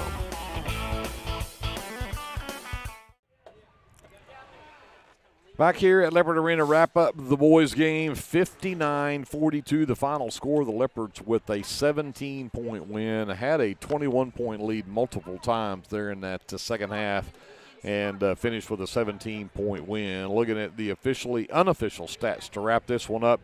And for Bridge Creek, only one player in double figures, and that's Colton Moore. He finishes with 11 on the night. Logan Hastings finishes with 9. He had all of those in the first half. 7 from Abe Williams, 5 apiece from Boston Steen and Dax Glenn. 2 apiece from Landon Smith and Isaiah Jennings. A free throw from Keaton Morrow rounds out the scoring for Bridge Creek, who went 2 of 5 from the charity stripe. For the Lindsay Leopards, 3 players in double figures. Isaac Cameron finished the night with 21 points. He had the 9 in the fourth quarter, at 12 at halftime. Finishes with 21 on the night. And then Creed Taylor finishes with 15. He had 11 in the third quarter. He had 3 threes in that third quarter and finished with 11 in the quarter and 15 on the night. Hunter Russell also had a big third quarter, had a big second half. He finished with 10 all in the second half, had 2 threes in that third quarter where the Leopards really blew it open. Went on a 16-0 run at one point to take a 21-point lead. That's when the Leopards really blew it out. So 10 from Russell, the third player in double figures for the Leopards. Armando Hernandez just off of that with 9, all of those in the first half. But he had 7 boards to go along with those 9 points. Then 4 points from Gus Torres, but he's in double figures with rebounds, 10 rebounds on the night. for the big man inside. The Leopards out-rebound Bridge Creek by 5, 31-26. But 19 turnovers in the ball game. 13 of those came in the first half. Only had 6 in the second half. But that's something the Leopards really, that second half made a difference. When they quit turning the ball over, got past that press, it made all the difference in the world. Yes, sir. And then 13 turnovers in the game for Bridge Creek. With that, we'll go talk to Andrew, see what the team shooting looked like. Yes, sir. Starting with Bridge Creek from two-point range, they were 15 of 41. For 37%. 4 3-pointers made out of 19 attempts for 21% there. They were 2 of 3 from the charity stripe, 67%. Overall from the field, Bridge Creek was 19 of 60 attempts for 32%. For the Lindsay Leopards, from two-point range, they go 18 of 34 for 53%. 6 of 14 from three-point range, coming to 43%. They go 5 of 5 from the charity stripe, 100% shooting. And we've needed that. We've kind of struggled right there. Overall, from the field, Lindsay Leopards 24 of 48 for an even 50%. Not a bad shooting night. Aside from those early turnovers, a really solid game. Man, these guys have risen to every challenge so far this season, and I continue to be impressed. Don, me and you both. It's these guys are fun to watch when they get rolling. It's a lot of fun to watch. So absolutely. Again, 59-42 our final score. The Leopards are now 13-0, and they will head down to take on the Davis Wolves on Friday night. That'll be the next time we see them. The Leopardettes, a valiant effort tonight, and I think I've been saying all night that I think the Bridge Creek girls are actually number 20 in the state in 4A. Okay. I think I said they were 18. But again, a top 20 team in 4A. And the Leopardettes, right with them, actually had the lead at the end of one. They were down 4 at halftime, came back and down 1 at the end of 3, ended up losing by 7, 37-31. Double figures from Brecken Klein and Ice. He had 3 threes on the night, had 11 points. The Leopardettes knocked down 6 threes tonight, so a big night for them. But, again, came up just short against the top 20-ranked 4A team in the Bridge Creek Lady Bobcats, 37-31. And so the Leopardettes are now 5-8 on the season. With that, we're going to get out of here, and we've been talking about the fact we've been at home so long. Our equipment's been set up here for like 2 weeks, and we haven't had to move it. Now we got to pack it all up so we can take it to Davis. We'll actually have to do some work this time, so we're going to get out of here. A big thank you to J.D. Scruggs running the live stream, Kevin Scruggs up on the camera, Paige Sutherland down there taking care of all of our graphics and ads and things. CC Line behind the scenes doing a lot of work for us as well. Even Jeter and the crew. And then, of course, Jason Wallenberg down at our studios running the FM side at 105.1. He does a great job keeping us going out there as well for people who can't pick up the live stream, but they can listen on the radio. And also, our buddy Glenn Shoemake, make sure you keep him in your prayers. Again, it continues to struggle with his health. He's a big part of our crew, and we'll ask you to keep praying for him, see if we can't get some healing and some help for him as he struggles with his health. With that, my name is Greg Peary. We're going to say good night from Leopard Arena for the final time for a while. We'll be back in a few weeks, but we'll see you Friday night down in Davis. Until we see you then, remember, whatever you do, always be a good sport. American Exchange Bank, right here in Lindsay, is a locally owned and operated community bank that believes in just that, you, a community of fellow leopards. We love our customers. We feel very grateful for each one. So if you are looking for a safe place to put your money, need help achieving that next dream project, or are simply looking for a different banking experience, give us a call at 405-756-3101. We look forward to serving you each day. Member FDIC and Equal Housing Lender. At Rural Electric Cooperative, we're committed to providing electric power and opportunity to the many areas our members call home. That includes supporting youth programs that teach life skills and build character. With REC, you're more than a customer, you're a member owner. And that's why we're always working hard to provide you with the most dependable electric power possible. As a Touchstone Energy cooperative, REC is dedicated to providing the best service possible and supporting the communities in our service area. Craving a taste of authentic Mexico right here in town? Head over to Casa 13. Order to go and settle in for all your leopard action at home. Now serving breakfast Saturdays and Sundays. Come see us at 110 Southeast 4th Street. Go Leopards! For all your tax services, contact Grant and Katie Johnson, CPA. Grant and Katie are certified public accountants that provide full-service accounting, bookkeeping, payroll, and tax services. With 2 offices, one located at 600 Southeast 4th Street in Lindsay, Oklahoma, and another at 313 North Walnut in Pauls Valley, Grant and Katie are ready to meet your CPA needs. Give Grant or Katie a call at 405-238-2727 and set up your appointment today. Lingman Incorporated is a proud supporter of the Lindsay community. We hope you'll keep us in mind for all your oilfield electrical needs. You can give us a call at 405-756-4773. Are you struggling to find a health insurance plan that fits your needs as well as your budget? Let me, Matt Powers, a licensed insurance agent, help you navigate the insurance maze and find the best plan for you. Together, we'll search a variety of plans from nationally recognized carriers at no cost to you. We can talk over the phone or in person. Why stress or wonder if you're choosing the right plan when I can help you for free? Call today and let me help you.